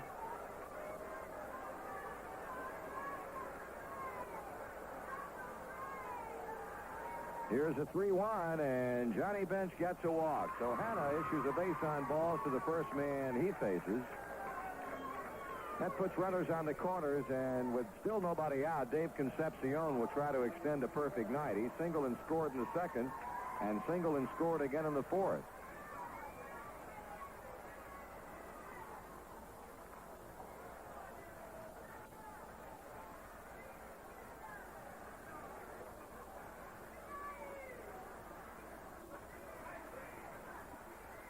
Infield now will drop back a double play depth. Ball one, and Hanna called on to throw strikes in relief of Mickey Mailer. Cannot do it. At least up to this point he can't. Reds hoping to play for a big fifth inning after already getting one run across. Way outside, ball 2, 2-0. Time called, and we'll pause for station identification on the Cincinnati Reds Baseball Network. This is your Reds baseball station, WGTC, Bloomington, Indiana. 1 minute after 8, the temperature 73.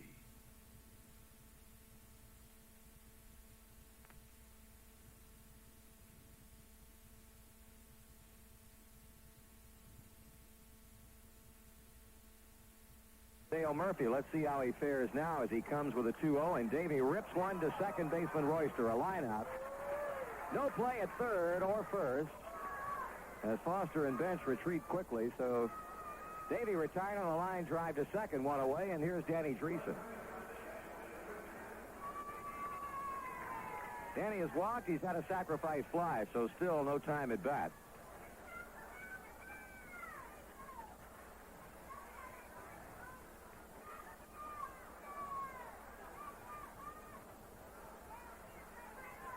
Got a couple of pitchers now beginning to throw for the Braves, one a left-hander and one a right-hander. Dreesen, ball one. The right left-hander is Dwayne Thies, and the right-hander is Thies, and the left-hander is Mike Davey. That's low. 2 balls, no strikes. Got a couple of kids throwing now in the Atlanta bullpen the Reds haven't seen. Thies a right-hander, Davey a left-hander. Foster third, Bench first, one out. Hanna kicks and fires. Danny swings and lines it foul off the left field line. Well, I tell you, we have been simply blessed with beautiful weather on this road trip. Weather, as usual, was outstanding in San Diego, and we come east to Atlanta to find pretty much the same type of weather conditions. Low 80s today. There's ball 3. And the forecast for the remainder of the weekend is for much of the same, we're happy to say. 3 balls, 1 strike. Hanna goes to the rosin bag. Now he's got to come to Dreesen or else load the bases for Donnie Werner. Checking in with Murphy. And the 3-1 pitch, and that's ball 4, and the bases are loaded. So to 3 batters, Hanna has walked Bench, lined Concepcion to second, and walked Dreesen.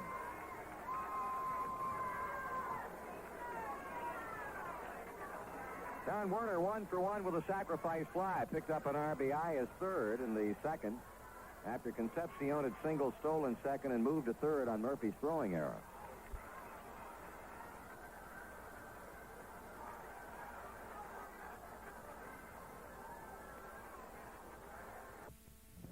The game continues at the beginning of side 3.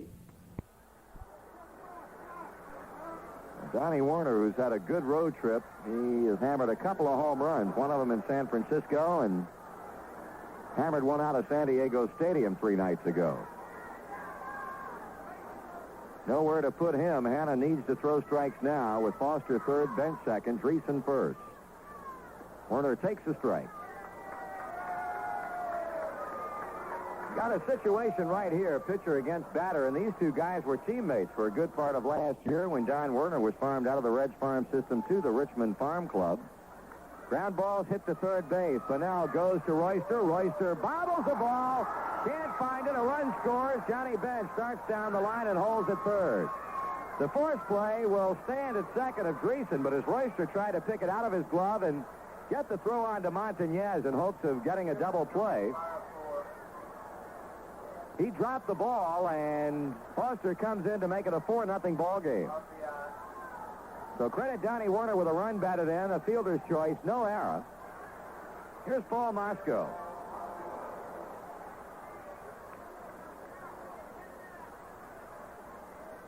Paul takes it outside.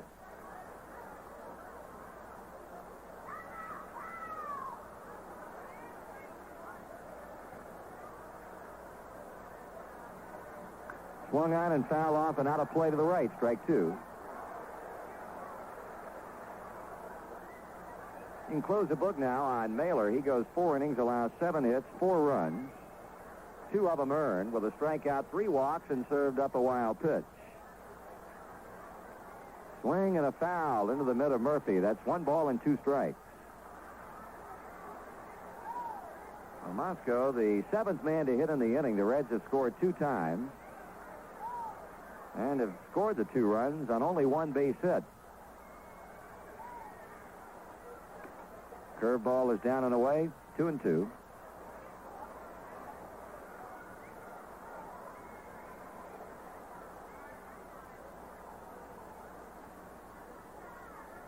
Werner going. Moscow taking. Murphy's throw down to second. He's out. Pat Rocket. From Dale Murphy to tag the sliding Donnie Werner, and the inning is over. But the Reds get 2 runs on 1 base hit. No Atlanta errors, and 1 man left on. We're halfway through this Friday night series opener against the Braves. The Reds 4 and Atlanta nothing. Well, the lead is ballooned to 4-0. Reds over the Braves as Paul Moscow gets set to work in the 5th inning. Gary Matthews, who bounced to Concepcion, leading it off, and the pitch just misses the outside edge for a ball. Paul has pitched 4 strong innings, giving him 2 base hits, a single of the infield variety to Royster in the 1st. There's ball 2. And a single to right by Bunnell in the 3rd. Bunnell will be the 3rd man up with Murphy the middleman. 3 balls and no strikes.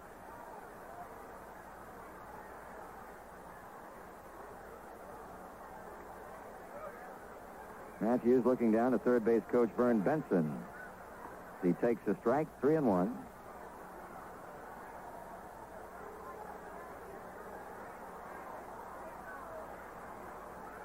Swing and a foul down the right field line. It'll be well back into the lower blue seat area.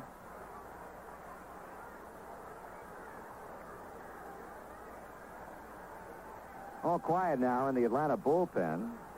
You bet if the Braves get anything at all going in the way of a threat here in the 5th, though, they'll get up and start throwing again. This is grounded into the hole. Concepcion backhands. Now the throw, and safe at first base. Photo finish. Verdict was out all the way about whether the throw would get there before Matthews did, and Gary beat it out for an infield single. Well, Marty, David slipped just as he started to release the ball, and I think had he not slipped, he would have gotten Matthews. Have been very close, but I think just that little split second cost him another great play. It has been a season of great plays for that guy at shortstop. He has played like I don't guess anybody around the National League has for many, many years. Turned in a dandy in the 3rd inning on a smash off the bat of Royster. High and inside, ball 1 to Murphy, who was a strikeout victim in the 2nd, the only strikeout that Paul has had tonight. Reds 4, Braves nothing. They get their lead man on Matthews with the infield hit, and now a pop-up outside of first. Racing over Werner and Dreesen. Does Danny have a play? No. Drops back in behind the Braves dugout.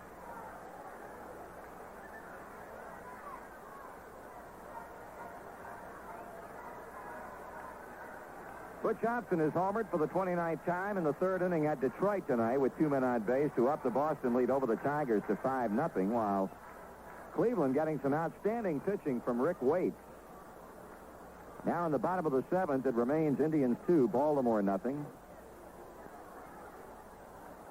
Every single game a big one now for that trio of Eastern Division ball clubs, New York, Baltimore, and Boston. 1-0, a throw to first, and almost picked Matthews off.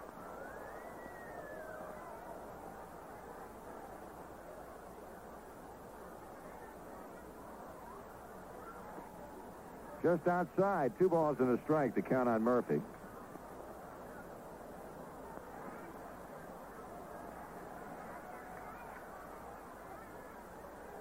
Reds infield turned 1 double play tonight. They're hoping to do it again, but this one is hit into right center. Griffey moves to his right, and he puts it away. 1 out.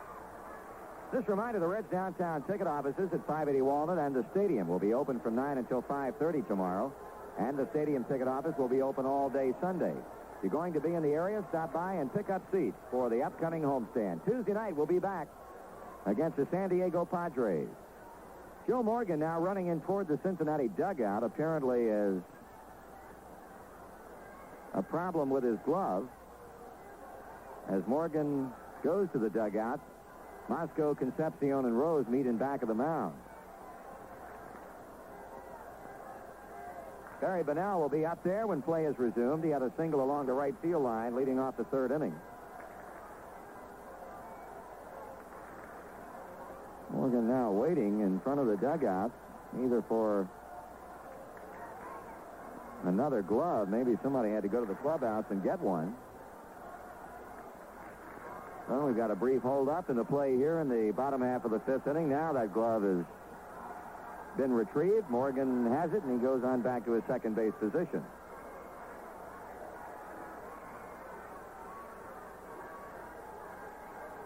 Barry Bonnell. Fine year for this young man from Milford, Ohio.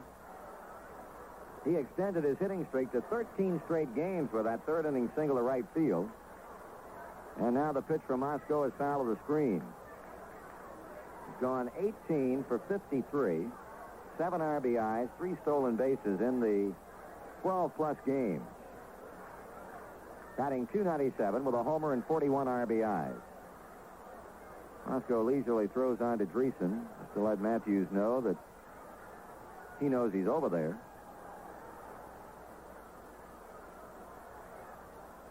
Swinging another foul. Out of play, strike 2 and holding.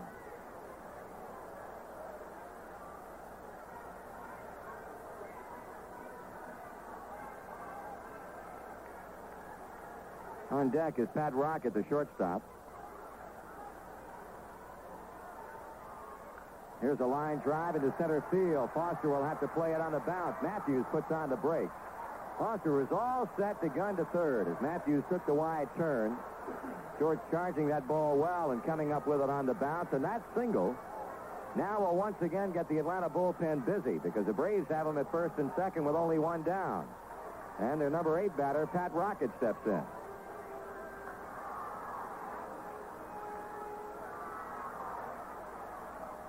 Rocket in the third, bounced out to Dreesen.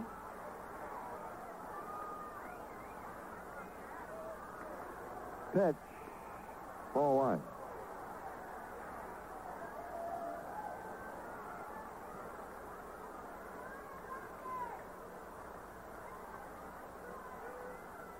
This one lined over third, base hit. Johnny Bench charges. Matthews gets away to the plate. Here comes the throw. They cut it off. Throw back to third. He's safe. Well, Vern Benson was waving him home, but Gary Matthews had a better idea. He started down that line as Bench fired to the plate. Rose cut the throw off about 10 feet down the line from the bag and threw to Concepcion at third. Matthews just able to get back in time. So the Atlanta Braves on 3 fifth-inning hits have loaded them up. And Preston Hanna will not bat. Instead, it's going to be Darrell Cheney who's going to be sent up to pinch hit. Larry Shepard goes to the mound to talk with his pitcher.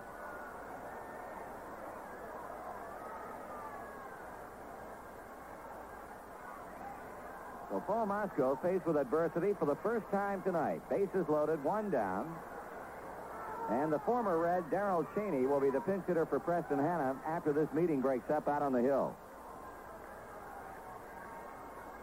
Well, Marty, I think Shep has gone to the mound just to settle Paul down a little bit now. 3 straight hits, or 3 hits in the inning to load the bases. And give him a little breather here to face Darrell Cheney, and hopefully we can come up with that inning-ending double play that we'd certainly love to see.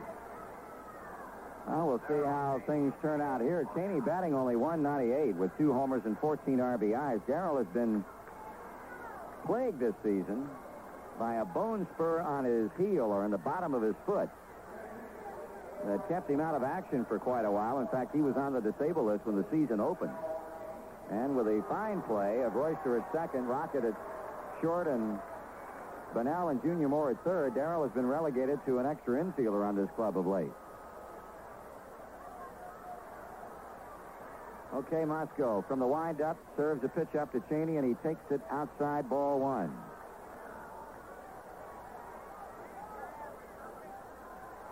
Dale Murray getting ready in the Cincinnati bullpen. First time our pen has been active. Low and inside, 2 balls and no strikes.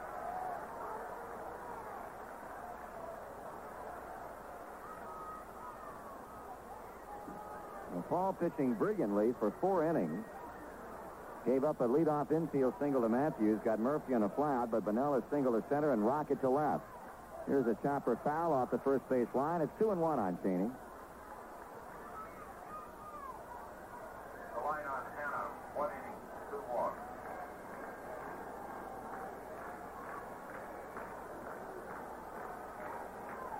Right-hander Buzz Capra now begins to loosen up in the Atlanta bullpen. Cheney takes it high and away, ball 3.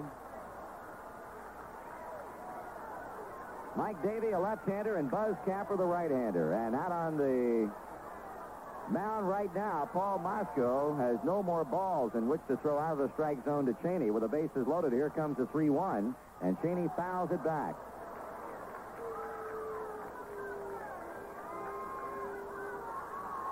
The Reds with a 4-0 lead. Getting a run in the second, 1 in the fourth, and 2 in the fifth. Driving starter Mailer off the mound. The Braves now threatening a major threat in the bottom of the 5th inning in the 3-2 pitch to the plate. Struck him out swinging. Throw to third, not in time. Cheney went after a pitch up, sticked it foul. Werner hung on and tried to pick off Matthews at third. So there's a big second out, and here comes Jerry Royster to the plate.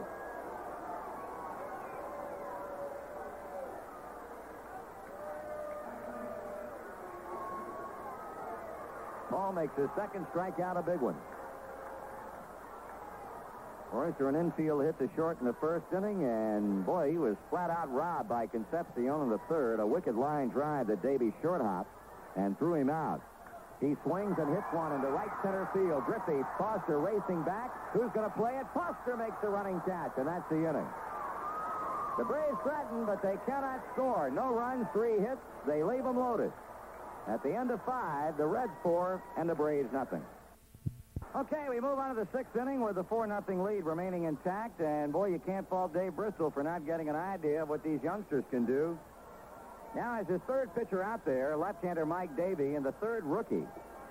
Davey has appeared in 12 games, used totally in relief, with no record, no wins or losses, and a .450 earned run average. He follows Preston Hanna to the mound. Hanna went 1 inning, walked 2 batters. While Mailer started, he's a pitcher of record. All 4 runs scored against him on 7 hits. 2 of the 4 runs earned, 3 walks, a strikeout, a wild pitch in 4 innings. It's going to be Pete Rose to lead things off for Cincinnati, or make it Paul Moscow, who was at the plate when Donnie Werner was thrown out stealing in the 5th inning. Atlanta posing a 5th inning threat, but Moscow struck out pinch hitter Cheney. And then Foster caught Royster's fly ball in right center field to send the Reds to the dugout.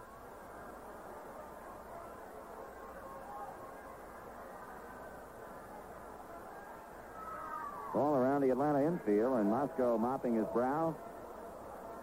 Heads on toward the plate to lead off the 6th.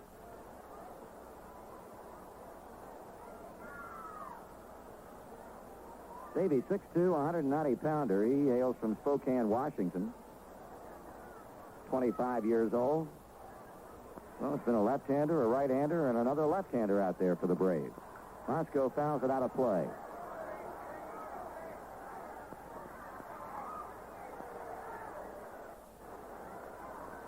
ball twice is hit into fourth place. His ground ball to Royster in the second, forced Dreesen. And then grounded to third in the fourth inning, forcing Werner at second. 1 ball and 1 strike.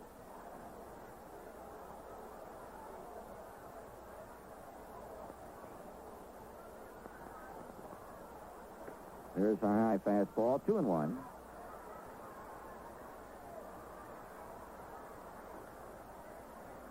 Talked to Dave Bristol and his number 1 aide, Vern Benson, and they're very enthusiastic about the performances of some of the young rookies on this team. Here's a swing and a miss, and Paul was going for a home run on that cut, 2-2. Play of Rocket, who's really come around lately at the plate. He got off to a rough start, was injured early in the year, missed a lot of ball games, but has come back strong. Strike 3 swinging. Moscow out on strikes. Here's Pete Rose. 0-1 pitch. Pete swings, shoots it to right field, hit the ball well. Burrows back on the warning track, makes the leaping catch. Now Jeff Burrows robbing Pete Rose. As Burrows went toward the corner on the warning track and right in front of the 3:30 marker, leaped up and picked it off. Marty, I say, Pete, I don't say really anyone get robbed so many times in a year. I believe, I don't know how many times Pete has been robbed. The ball was Henry caught the other day in San Diego, and this one can't hit the ball much better than Pete's been hitting. No, you have to go back to the dugout shaking your head, which is exactly what Pete did. He has really been making outstanding contact. Griffey fouls it away.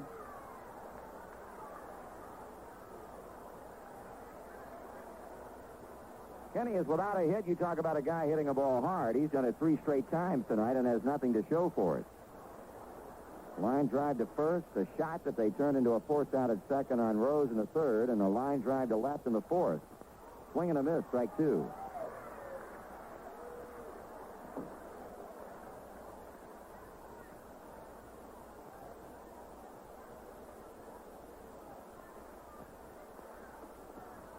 Left-hander Mike Davey has set down the first 2 Reds hitters. Moscow on a strikeout, Rose on a line out, and with this foul back, the count holding on Griffey at 2 strikes.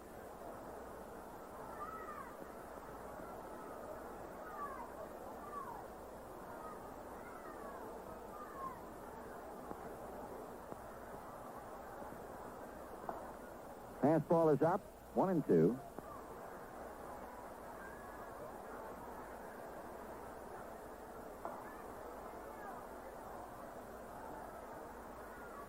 That backs him off the plate. 2 balls, 2 strikes on Griffith.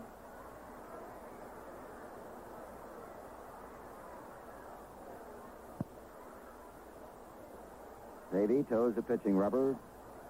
Has a sign. Here's his break-even pitch, and Griffey swings, shoots it to deep left center field. He hit that ball well. Matthews back to the warning track and makes the catch. A little bit more would have been out of here. As it is, a long drive to left center, flagged down by Matthews. The Reds are out in order for the first time in the game, and after 5.5, Cincinnati 4, Atlanta nothing. Here in the bottom of the 6th inning, it's going to be Roland Office to lead it off for the Atlanta Braves. Paul Moscow overcoming adversity in the 5th inning, getting out of a bases-loaded jam, and now misses inside with his first 6th inning pitch to Office. Roland is hit into a double play. And then robbed in the 4th inning, Morgan to Moscow. 2 balls and no strikes.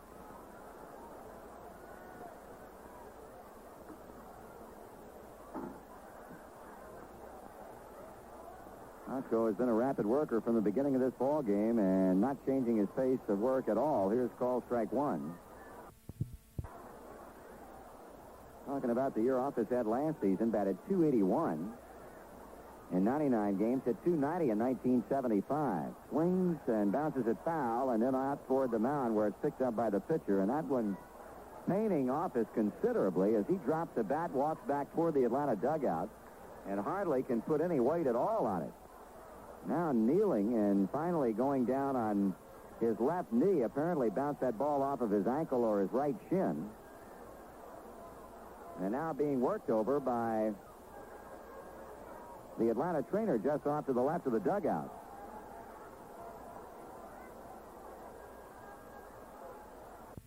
Take this opportunity to pause once again for station identification on the Cincinnati Reds Baseball Network. This is your Reds baseball station, WGTC, Bloomington, Indiana. At 8:30, 73 degrees.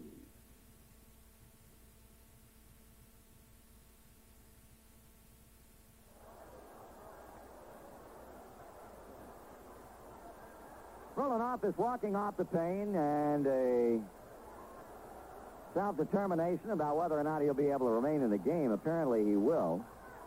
Walking back toward the plate, and we'll be waiting on a 1-2 pitch from Moscow.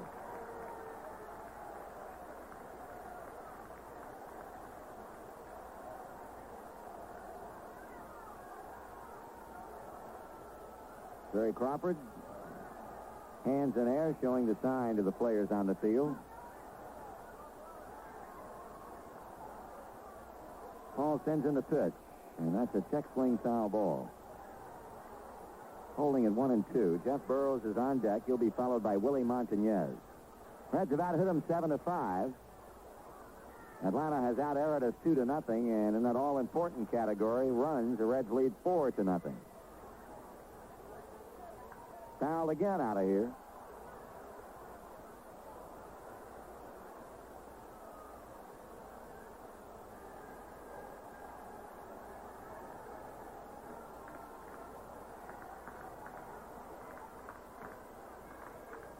Office off the plate.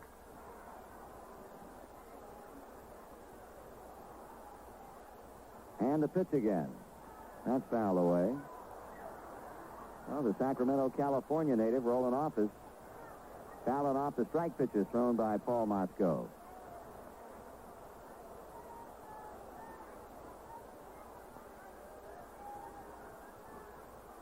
Outfield playing him straight away. Curveball hangs outside and high, 2-2.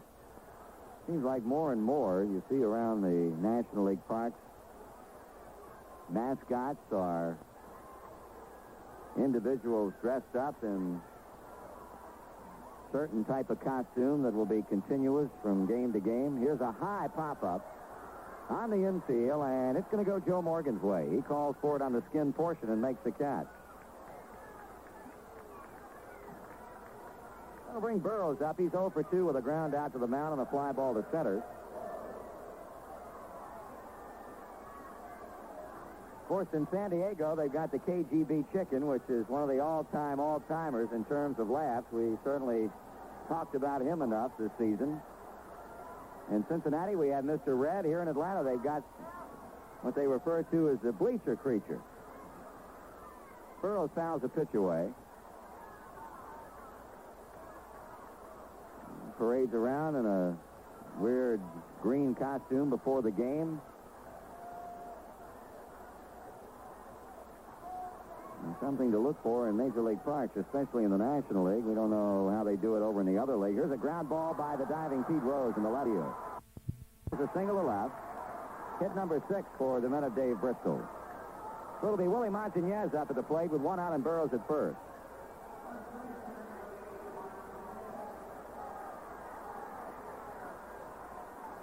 Montañez, 0 for 2 night. He's popped up foul to Rose. He's popped up to Concepcion.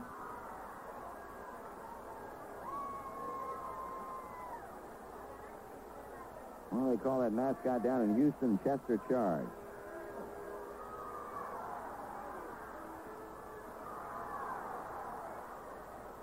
So Montañez with Burrows leading at first. Reeson playing behind the runner, and the pitch is low.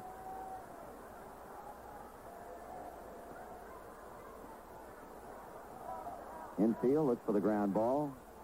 Strike is called to the left-handed batter. 1-1.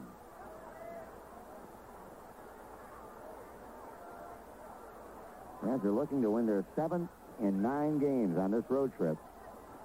2 balls and a strike. Beat the Dodgers twice. Took 2 out of 3 from San Francisco and 2 out of 3 from San Diego. Played well on this road trip. Now the 2-1 pitch. That's ball 3. Moscow, who has not walked a batter in the game while striking out 2. Behind now to Montañez at 3-1, and on deck is Gary Matthews. Stretching the pitch. Lined into right center field. That's a base hit. Griffey tries to cut it off. He does, but he won't keep Burroughs from going to third. And Montañez will hold with a long single.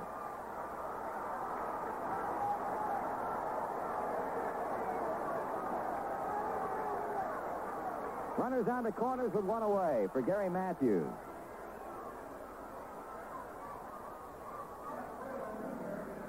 Pointed out, Montañez has been swinging a hot bat for the Braves. He's now hit in 7 out of 8 games, going 15 for 32. 7 runs knocked in. Larry Shepard, for the second time in as many innings, will come to the mound. And for the second time in as many innings, activity underway in the Reds bullpen with Dale Murray. After office popped up to Morgan, Burroughs laced one by Rose, and Montañez hangs out a frozen rope to right center. Now the Braves even with the Reds in that hit total, 7, but they have still been shut out. Paul appears to be weakening a bit. He's given up 5 hits in the last inning in the third, after limiting the Braves to 2 in the first 4 fulls.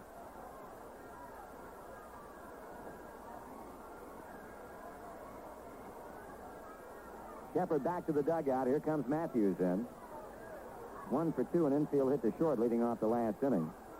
Purchase Reds tickets in Dayton at Reich's Downtown, in Columbus at all Central Ticket Office locations, including area Sears stores, and in Louisville at all Allied Sporting Goods stores. The shutout in jeopardy with 1 away. Moscow stretches and pitches, and Matthews swings, and he misses, and threw that fastball by him.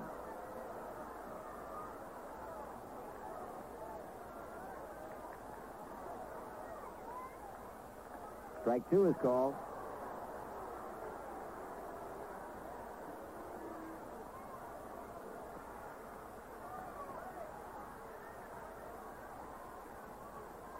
And the 0-2 pitch.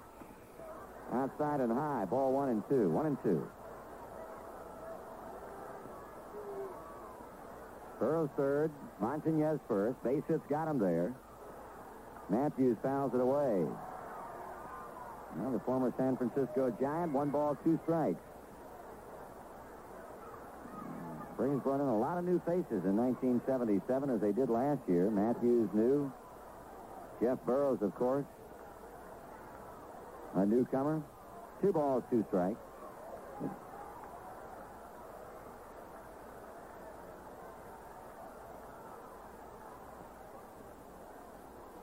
Warner hangs aside, and the break-even pitch. That is shot into right center. That's going to fall. In to score comes Jeff Burroughs, and the Braves are on the board. It's a 4-1 game.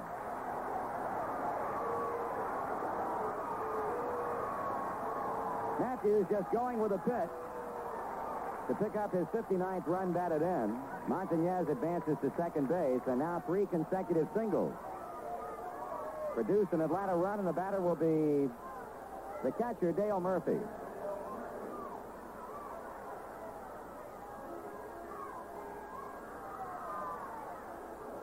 Murphy is struck out into the fly ball to Griffey. Sparky Anderson out of the Reds dugout. That's going to be it for Paul Moscow.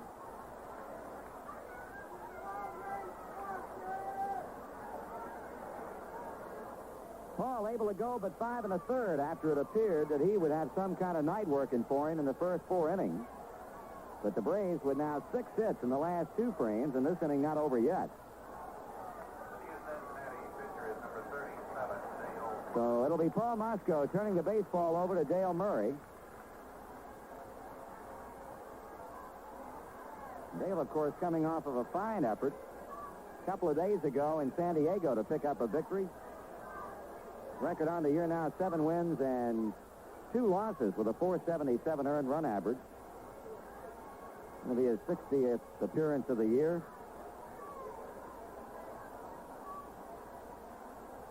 He takes the baseball from manager Sparky Anderson, and he'll be facing Murphy with Montañez at second, Matthews at first, and a run home for the Braves.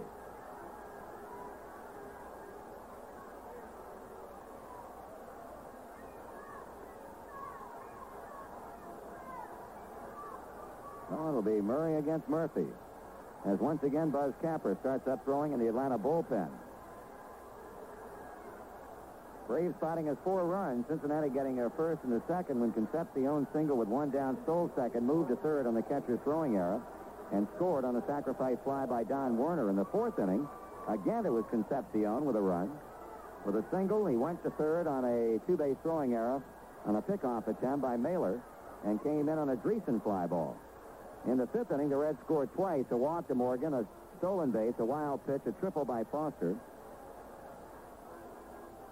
And after a walk to Johnny Bench and a Concepcion lineout, Dreesen walked to load him up. Werner then grounded to third.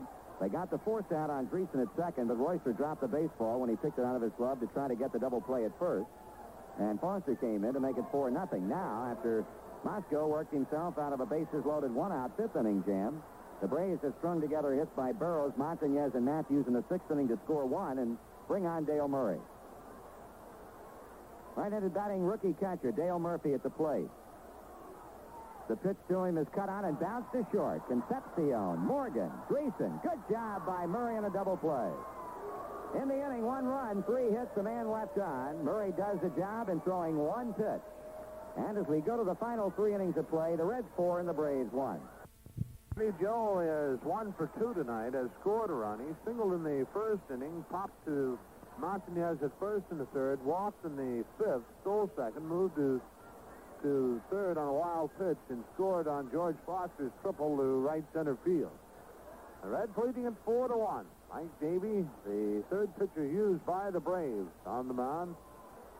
Mickey Mailer started, worked 4 innings. Preston Hanna 1 inning, and Davey in his 2nd inning of work. Morgan, Foster, and Bench will come to the plate here in the 7th inning. Waiting on Morgan to settle into the batter's box. He's there, and Davey checks in with Murphy as catcher, and the first pitch. That's the fastball, a called strike.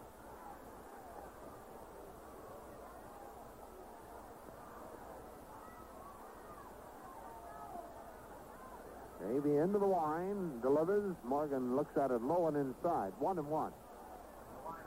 Now Toronto and New York now tied 3-3 at Toronto in the 8th inning. And Baltimore losing to Cleveland 2-0, 7th. Boston winning 5-0, 5th inning at Detroit. Morgan swings and fouls a high fastball. Out of ball, 2 strikes.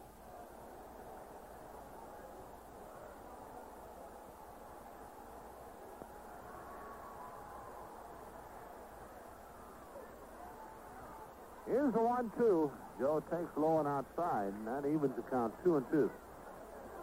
Reds leading at 4-1. We've had 7 hits. The Braves have out-hit us. 8-7. A wide the pitch. Morgan swings and pulls it down the right field line. Jeff Burrows moving toward the line a couple of steps. He has it 1 away.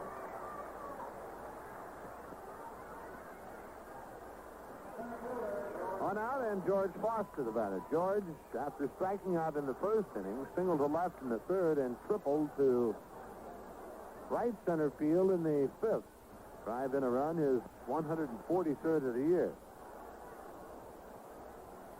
Checking total bases, and George now has a total of 371 for the year. The club record is held by Frank Robinson at 380.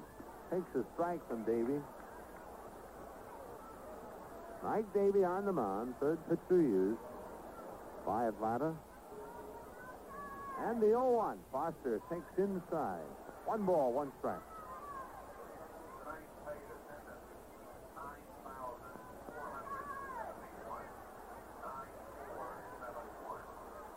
One to 1 to count. Foster away from the plate. The attendance tonight, 9,471 here at Atlanta Stadium. 1 ball, 1 strike. George back in. Davey winds in his pitch. High and outside.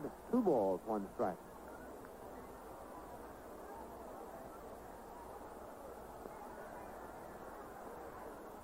The National League, Philadelphia leading Montreal 3-1 6th inning. St. Louis over New York 3-2 4th inning. Dodgers and Houston tied 1-1 after 2. Swing and a looper into right field. That'll be a base hit. The 3rd for George, and the 7th in 2 days. First hit off Mike Davey, the eighth in the game for the Reds, and that'll bring Johnny Bench to the plate. Bench 0 for 2 and a walk. Down a fly ball to right center in the second inning. Popped out to Martinez at first in the third inning, and then walked in the fifth. Davey sets, delivers, Bench swings, and pops it foul off of the Masters Murphy, and Martinez coming over, and that one... Did he catch it? He did not, and Ted Turner holds the ball up for Willie, said, here it is.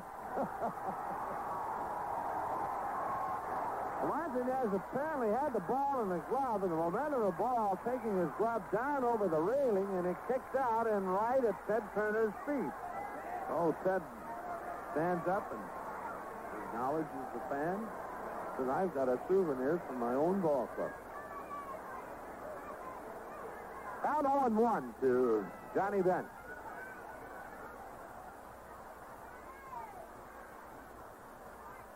The pitch. Swung on and missed, 0-2.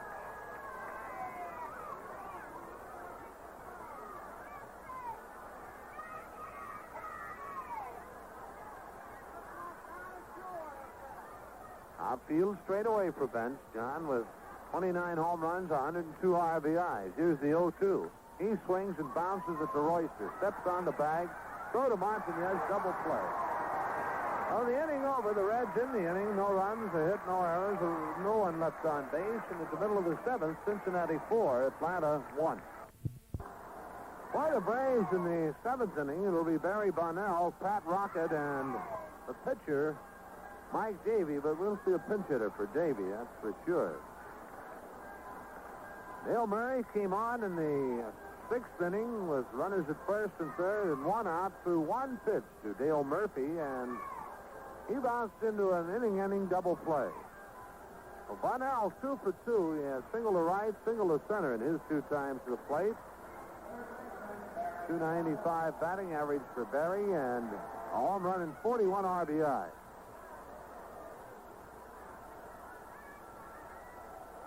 Murray ready to work the Bonnell. His first pitch on the way, and a check swing on a fastball is high.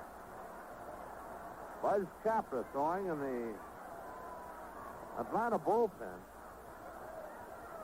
Pitch on the outside corner to knees, a call strike, and it's 1-1. Murray back to the plate. Bonnell swings and chops one to Concepcion. Shut up, got it through, got him. Good play. David is just a magician with that glove. I'm telling you, that a tough play, charging it a high bounder and short hopping on the run and throwing on the run to retire Bonnell. A one out, and it'll be Pat Rocket, the shortstop, to the plate. Pat 1 for 2, single his last time up in the fifth inning. Rocket, a .268 batting average. Pitch to him. He takes high a ball.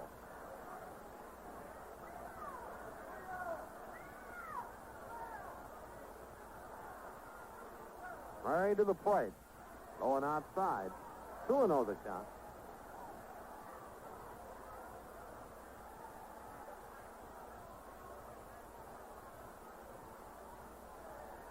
The 2-0.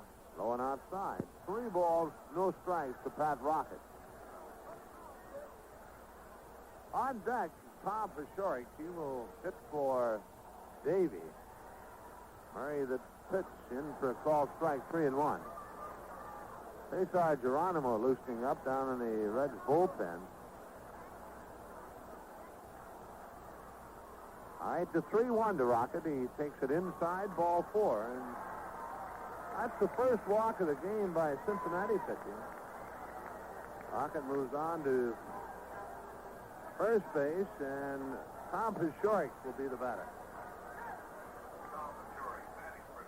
Pashoric hitting .236 with 3 home runs and 15 RBIs. Pinch hitting this year. Pashoric 5 for 30. A couple of RBIs.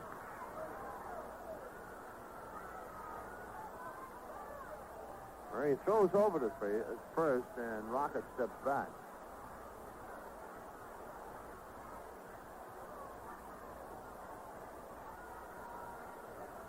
That's in the pitch, down low, ball 1.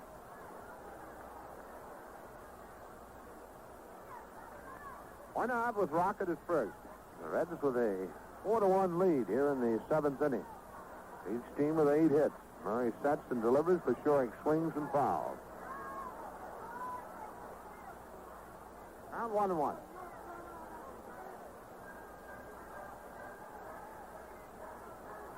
Hope you never have to stand up on a bus again.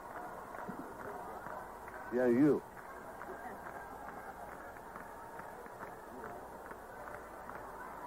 Not a very good co-pilot.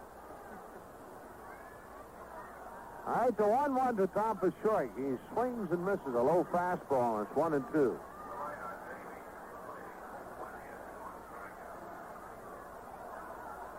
One ball, 2 strikes to the pinch hitter, Tom Pashorik. The stretch, the pitch. Swung on, that's line to right field. That'll drop for a base hit. Griffey plays it on the bounce, and Braves with 2 on and 1 out here in the 7th inning, and the batter will be Jerry Royster. Hit number 9 for Atlanta. Lockett now at second base. Pashorik at first, and Royster the batter. Jerry 1 for 3. And moving on deck is Brian Asselstein. He's apparently going to hit for, well, who? Roland Office, or is he going to the plate for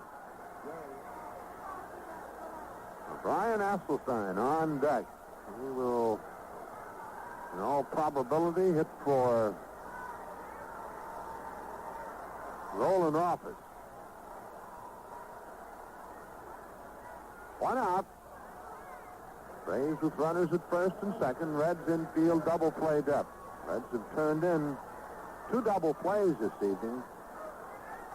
Murray delivers, and it's just low ball.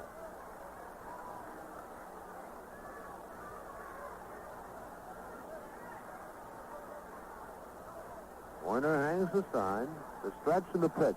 That's a strike. It's the outside corner, belt high. 1-1.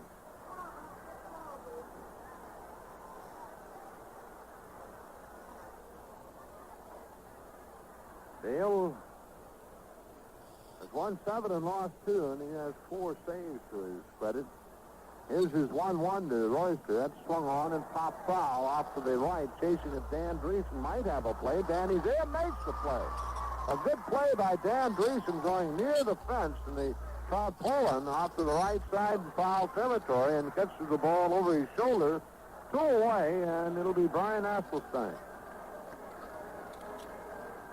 Asselstein hitting .217 with 3 home runs and 13 RBIs. Had a pretty good night last night down in the Astrodome.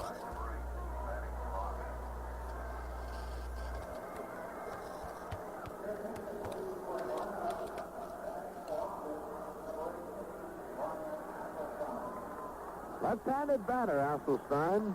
2 out and runners at first and second. Angel Torres and Manny Sarmiento throwing in the Cincinnati bullpen.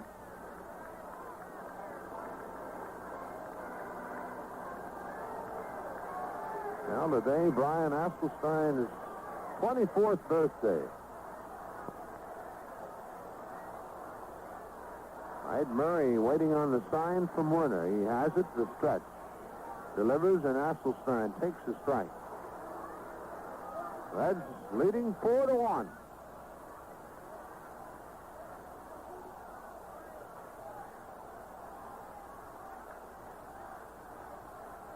Murray to the belt. He delivers high and outside. On evens 1-1 to Asselstein.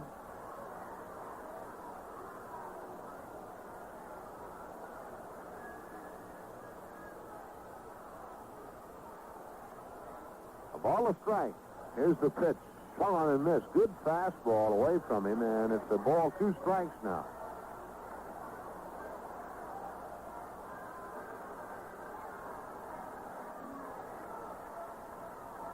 Asselstein away from the plate. Murray takes a little tour around the pitching mound, and now he's back up. Steps onto the pitching rubber, has the sign, and the 1-2. Swung on and fouled. Straight back and out of play. Pat Rocket at second base and Tom Pashorik at first base with 2 outs. The on-deck batter, Jeff Burrows. Murray sets, delivers high. Count evens 2-2.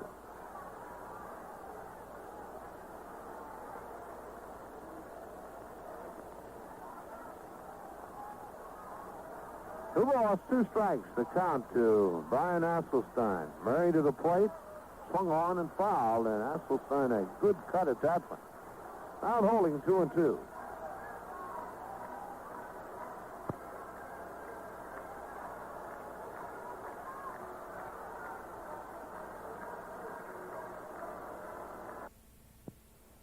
Okay, a stretch in the pitch. Swung on and bounced off to the right of the mound. Gleason with it, throws back, can't throw back, and the bases are loaded. But then he couldn't get rid of the baseball. Been a tough play anyway. So Brian Asselstein, an infield single, that loads the bases for Jeff Burrows. Hit number 10 for Atlanta, the second off Dale Murray. Rocket to third base. Pashorik to second, and right now we'll pause for station identification. This is the Reds Radio Network. This is your Reds baseball station, WGTC, Bloomington, Indiana. 30 seconds before 9, the temperature is 72.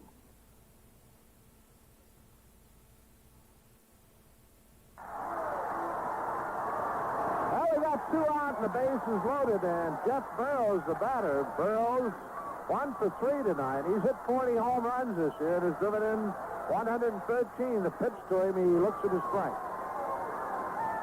And Asselstein at first base, Pashorik at second, and Pat Rocket at third with 2 outs. 0-1 the count to Burrows. Murray winds and delivers. That swung on and hit the left field. Shallow coming hard as Bench. He's in as a big inning over for the Braves, and the bases loaded and 2 outs. Second time in the ball game that they've left the bases loaded for Atlanta. No runs, 2 hits, no errors. 3 runners left on base. The end of 7. The Reds 4, the Braves 1. After 7 innings, they've had 8 hits and no errors. The Braves have out-hit us. They've had 10 hits, but they've committed a couple of errors. New pitcher on the mound for Atlanta, a right-hander. To tell you about him, here's Marty. Okay, Joe, the new pitcher is right-hander Buzz Capra. He's 5-11, and so far his decisions with a 544 earned run average. His 44th appearance of the year and his 28th in relief. He started 16 games and has not gone the distance in any of them. New center fielder Brian Asselstein. He pinch hit for Roland Office and remains to play in center. It's going to be Dave Concepcion, Danny Dreesen, and Donnie Warner here in the 8th for the Reds. Cincinnati, after scoring early, 1 in the first and the 4th, 2 in the 5th, and they've been pretty much held at bay over the last 3 innings by Atlanta relief pitching, Preston Hanna and Mike Davey. Davey goes 2 innings, gives up a hit, strikes out a batter. Now Dave Bristol hopes that Capper can hold the Reds and his club can put some markers on the board. They've had some chances in this game, twice leaving the bases loaded. Atlanta has in the 5th inning and also in the 7th. Davies 2 for 3, has scored 2 runs, has stolen a base. He shortens up on the bat, bringing Bunnell in, but takes a strike.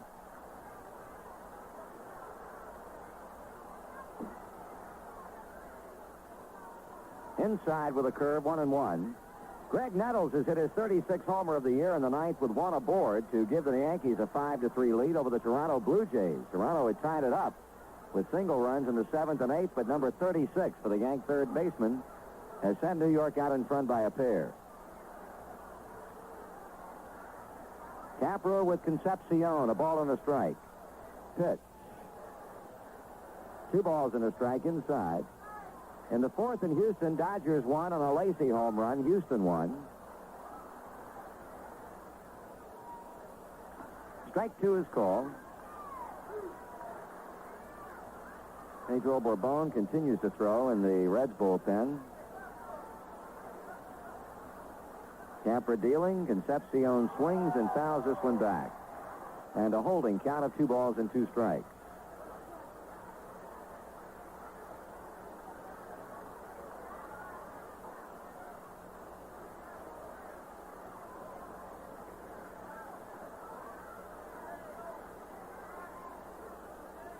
Swing and a miss. Capra struck him out on a pitch down and away. That is only the third Atlanta strikeout all night long. Naylor had one, Davey had one, and now Capra fans Concepcion, the first man he faces.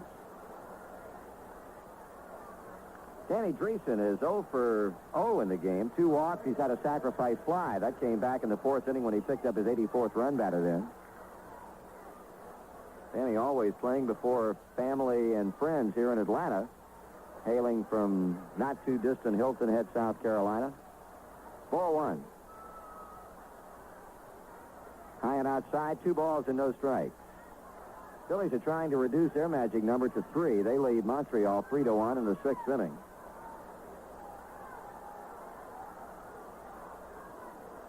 Curve for a strike, 2-1. Philadelphia game is now in the 8th, and it's 4-1. Phil's getting one at the top of the 7th. Here's a smash fielded on a hop by second baseman Jerry Royster, playing deep for Dreesen, and he throws him out. Here's Donnie Werner. There are more than 100 cities served by the Reds radio network, including WMJD in Grundy, Virginia, WSCH in Aurora, Indiana, and WBLG in Lexington, Kentucky. 2 outs, Cincinnati 8th inning. Number 20. And Cesar Geronimo is going to be sent up to pinch hit for Don Werner. Now, that will probably mean that Johnny Bench will come on to catch the final 2 innings, Geronimo to center and Foster to left.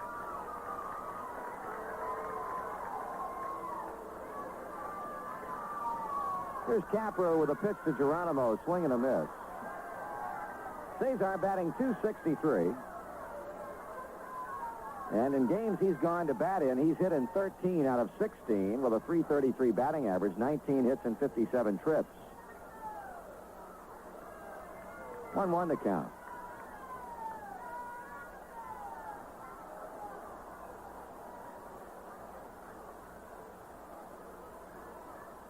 Capra sends it in.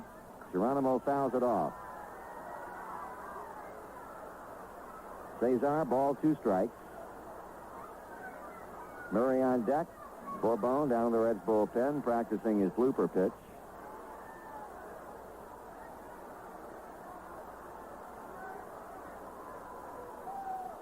Capra shaking off Dale Murphy. Kicks and he fires. Curve low, 2-2. 4 runs, 8 hits, no errors for the Reds. A run, 10 hits, 2 errors for Atlanta. Here's a line drive into right field. Geronimo with a pinch hit single.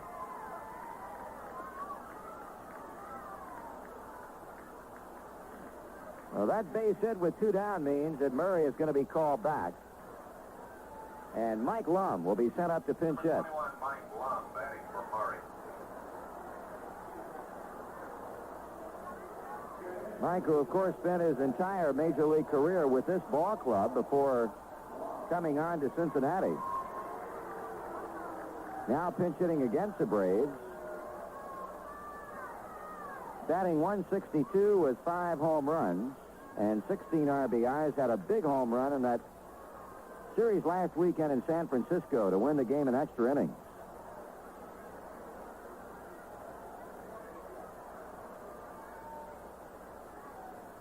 So Lum with 2 down. Geronimo at first base. In the top of the 8th, the Reds 4, the Braves 1.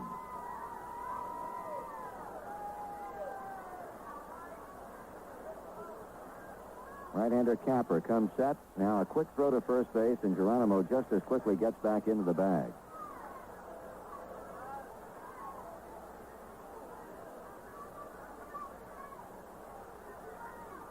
Ball outside and low.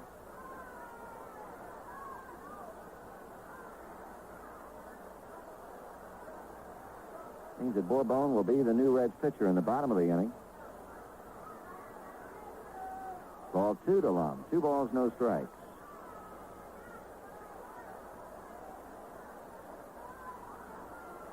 Mike, a second straight pinch hitter after Geronimo singles to right. Rose on deck. Capra in with a 2-0. Swing and a foul back. 2-1.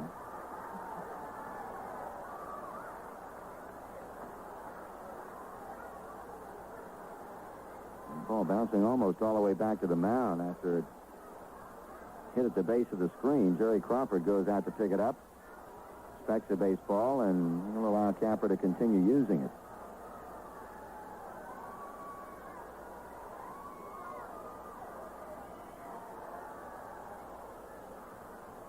Geronimo leading.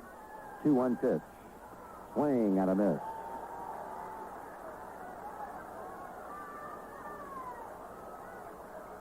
So an even count on Mike Lum. 2 balls and 2 strikes.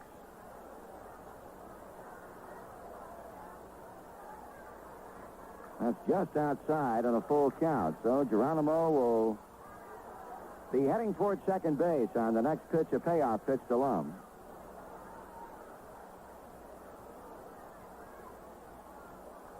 Now Montañez backing up to play a deep first. Geronimo takes off, and Lum stays alive with a foul of the screen.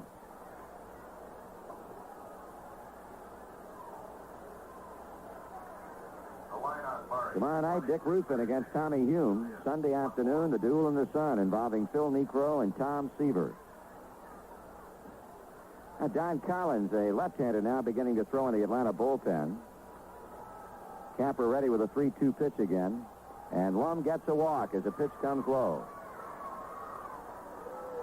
So the Reds, posing a 2-out threat, got a pinch single from Geronimo, a walk to pinch hitter Mike Lum, and here's Rose. Pete has bounced to third, single, walked and lined out to deep right field. Pete with 192 base hits. George Foster's had 3 tonight. He now has 191. After tonight, we'll have 7 games remaining, so there'll be an interesting 7 to see if these 2 guys can reach the 200 hit mark. Rose hits a very high fly ball into shallow left field. Going out is Rocket, coming in Matthews. Gary is under and makes the catch. In the 8th for the Reds, no runs, a hit. We strand a pair, and after 7.5, it's Cincinnati 4 and Atlanta 1. It's the bottom of the 8th. Joe Bourbon on now for Cincinnati, our third pitcher. And Cesar Geronimo remains to play in center with Foster to left and Johnny Bench moving in behind the plate. Bourbon 10-5, 3.27 ERA, his 71st appearance, all in relief.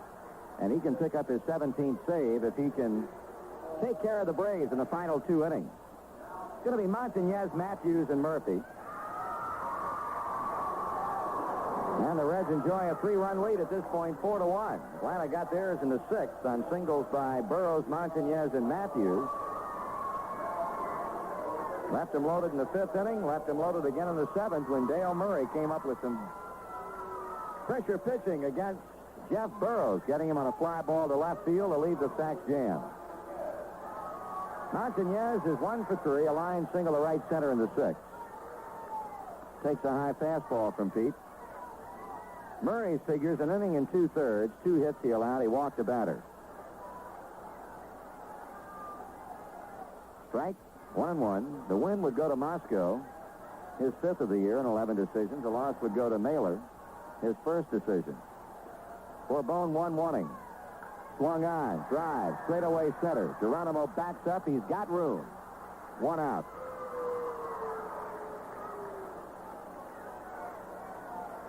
Well, Willie Montañez having been disposed of, it's Gary Matthews in.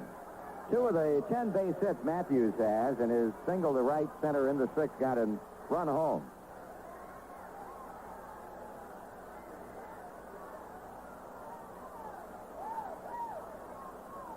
The Braves have used 4 pitchers, Mailer, Hanna, Davey, and Capra. The Reds have used Moscow, Murray, and now Bourbon. 4-1.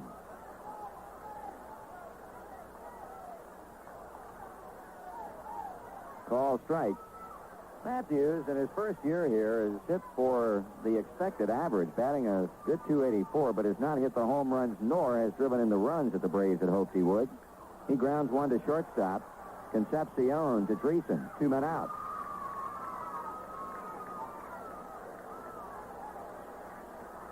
Oh, with 2 away and nothing going on, here's catcher Dale Murphy. He has struck out, flat out, and in the 6th inning, Murray came on to get him to hit into a 6-4-3 double play.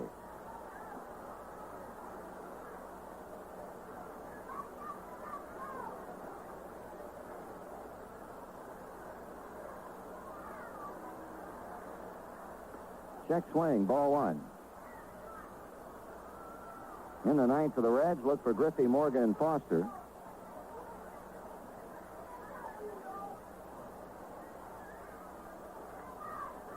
Swung on, popped up, back of the plate. It'll be out of play. Well, we got our director of broadcasting down here, Jim Winters, and he's been trying for almost 8 innings now to pick us up on the radio here in Atlanta Stadium, and he's finally done it. Good work, big guy. 1 ball and a strike. Murphy goes back to the on-deck circle to... Yeah, but you can't see the game. You're so close to the radio. Well, listening is the important thing. Pedro with a 1-1 pitch. That's foul to the screen, and Murphy behind at 1-2.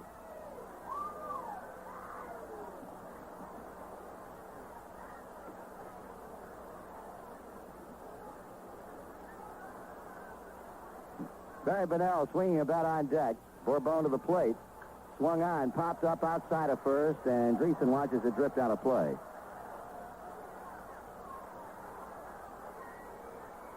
Atlanta with 10 hits in the game, and they've gotten them in clusters. 3 in the 5th when they got nothing in the way of run production. 3 in the 6th inning when they scored a run, and 2 in the 7th. 8 of their 10 hits in 3 innings. Swing and a miss. He swings a bat, and it lands in the box seats. And fortunately, in an empty seat, 3 rows back to the near end of the Cincinnati dugout, a young fan picked it up. One of the stadium attendants sitting down by the Reds dugout came to get it, but in true sportsmanlike fashion, Murphy and the Braves said, "You got it, go ahead and keep it." So Bourbon with a strikeout. The Braves are at 1. The Reds hope to expand this 3-run lead as we move to the 9th inning, and it'll be Ken Griffey, Joe Morgan, George Foster against Buzz Capra, who in the 8th ran into 2-out difficulty, giving up a base hit to Geronimo and a walk to Lund before getting Rose on a high fly ball to left. Ken Griffey has gone 0 for 4 tonight. Despite hitting the ball hard 3 times, 4 times, as a matter of fact, he is without a base hit in the 6th inning. He launched one to deep left center that Gary Matthews caught squarely in front of the 385 sign. Well, let's see what the Reds can do against Capra. Here in the top of the 9th, Braves have 10 hits. The Reds have had 9.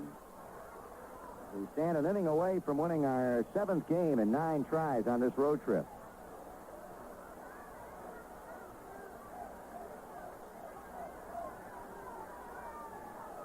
Capra waiting for Griffey to get in. And the first 9th inning pitch is taken up and away, a ball.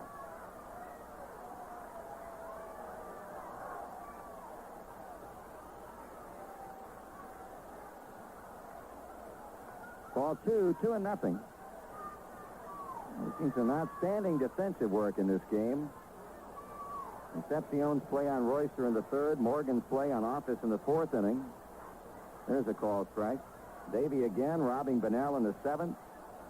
Good play by Dreesen, going way off in foul ground to pick off Royster's pop in the 7th inning. Swinging a foul out of play. 2 balls, 2 strikes.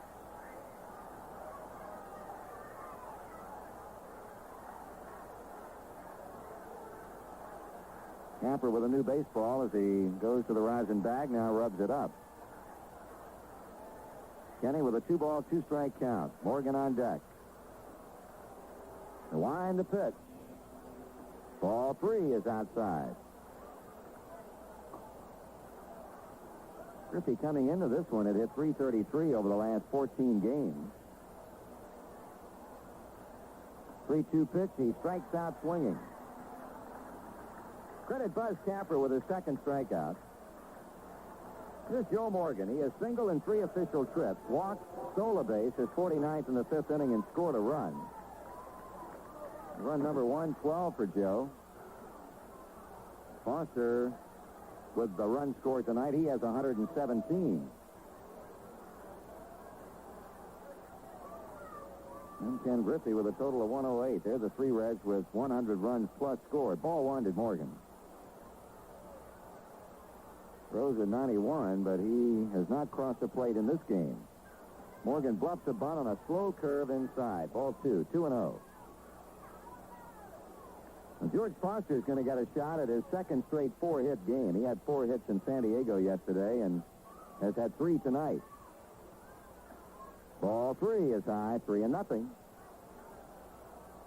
Ray Knight will go down to begin loosening up in the Cincinnati bullpen. We may see him at third in the bottom of the ninth. Morgan swings away on the 3-0 and pops it out of play.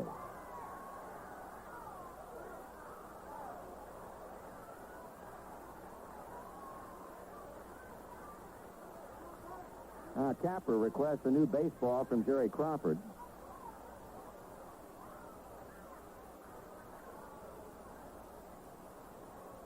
Three and one on the batter, Morgan. 1 out, top of the ninth. Capper pitches, and Morgan swings and pops this one up. Back of the plate. Might be a play for Murphy. He's at the screen, and it's out of here. Foul ball. 9,471 on hand for this series opener, with 2 more games still to come. 7:35 tomorrow night, and an afternoon affair on Sunday.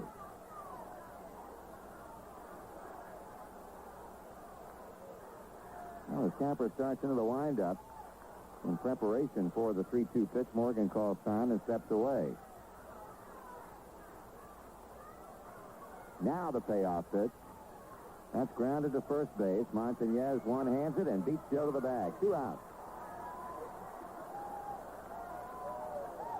So here's Foster now. After striking out against left-hander Mailer in the first, he singled to left in the third, hit a long triple off the fence in right center to drive in a run in the 5th inning, and single into right center in the 7th. George was commenting yesterday about the fact that he did not expect to see too many good pitches to hit the rest of this season. The fact that he's got 49 home runs and trying to become the first player in 12 years to reach 50. But he has been a very disciplined hitter at the plate in the sense that when pitchers have been pitching him away, he's simply been going with a pitch. He takes a pitch outside from Capra. That's pretty good examples tonight. His triple and one of his singles have gone to right center. He hits one to deep left field. There's number 50. George Foster with a line drive home run to left field. His 50th home run of the season as he touches the ball, rounding second base, the first player in 12 years to hit 50 home runs in the major leagues, not since 1965 when Willie Mays hit 52. Has anybody reached the 50-homer plateau, and Foster has just lined one to straightaway left field for his 50th home run of the season. It has been a truly amazing year for this man offensively. Not only has he hammered the long ball with greater consistency and greater regularity than anybody else in the big leagues, but he has been a good hitter.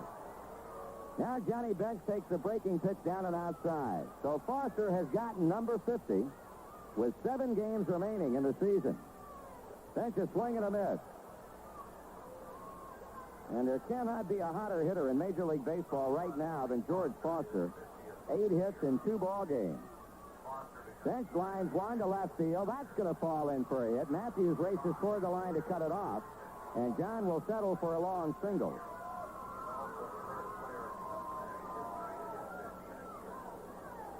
That home run also gives George Foster the new Cincinnati Reds club record. He had been tied with Ted Kluszewski with 49. Clue hammering that figure back in 1954. So Foster sets a new Reds club record for home runs and becomes the first player in 12 years to hit 50 in a season in the big league.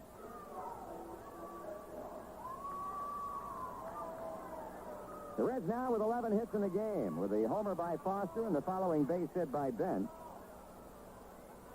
Here's Dave Concepcion. He's had 2 singles and 4 trips and has scored 2 runs. 5-1 Reds lead it. Davey with a line drive into center field. That's going to be caught on a diving grab in center by Brian Asselstein. Nice play. Fine defensive play by Asselstein in center. But here in the 9th inning for Cincinnati, 1 run on 2 hits. 1 left, and after 8.5, the Reds 5 and the Braves 1. Braves are staring at a 4-run deficit as we move to the bottom of the 9th inning. Foster with his 50th home run of the year. A no-doubter to straightaway left field off Buzz Capra.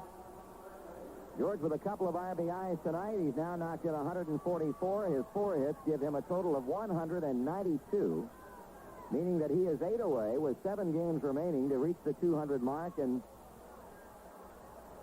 well, you could take a long, long time talking about the year offensively that George Foster has had. It's been amazing.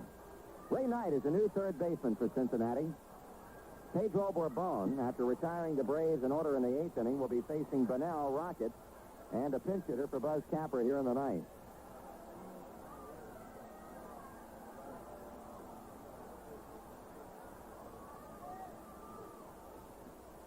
Just been informed by our traveling secretary-to-be, Doug Bierman, that ball that Foster hit for his 50th home run, and a club record it is, has been retrieved from the left field bleachers.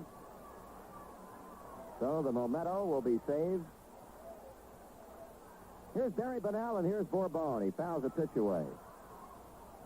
Bunnell is singled again, and was robbed of a third straight hit on a good play by Concepcion in the 7th. Barry only 2 points away from the 300 mark.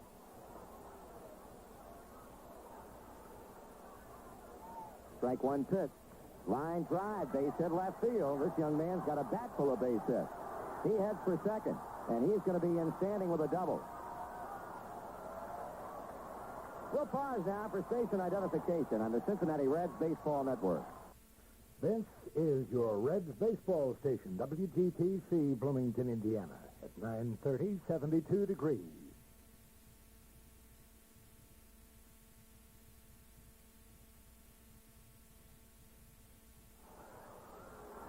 Leadoff double by Bunnell, stationed out at second. There he is, and here's Pat Rocket, a single and 2 trips with a walk.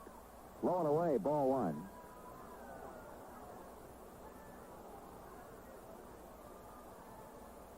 Cito Gaston is on deck to pinch hit for Buzz Capra. 5-1, the Reds lead the Braves in the home 9th inning. Bunnell with his 3rd hit a double to left field. Bourbon checking in with bench, and the 1-0 pitch. Rocket takes, and that's a strike.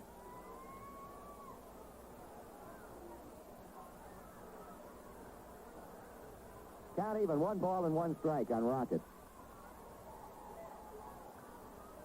Here's a swing and a pop-up. Foul ground off the first baseline. Johnny Bench draws a bead on it, and he squeezes it for out number 1.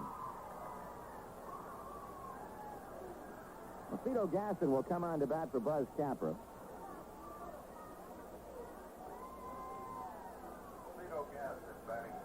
Gaston hitting .277, has homered 3 times with 21 runs batted in. He's done a good job as a pinch hitter for the Braves, and coming off the bench, he's hitting .333, 12 for 36, 2 pinch hit home runs, and 14 RBI.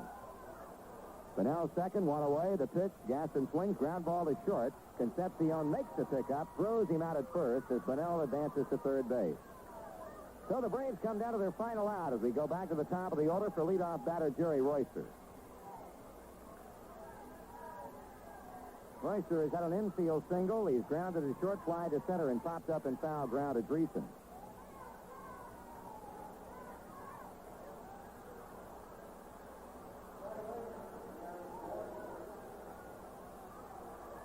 There's an out away from nailing it down in the series opener here against the Braves. Bourbon with a pitch and Royster with a take, a strike away at the letters.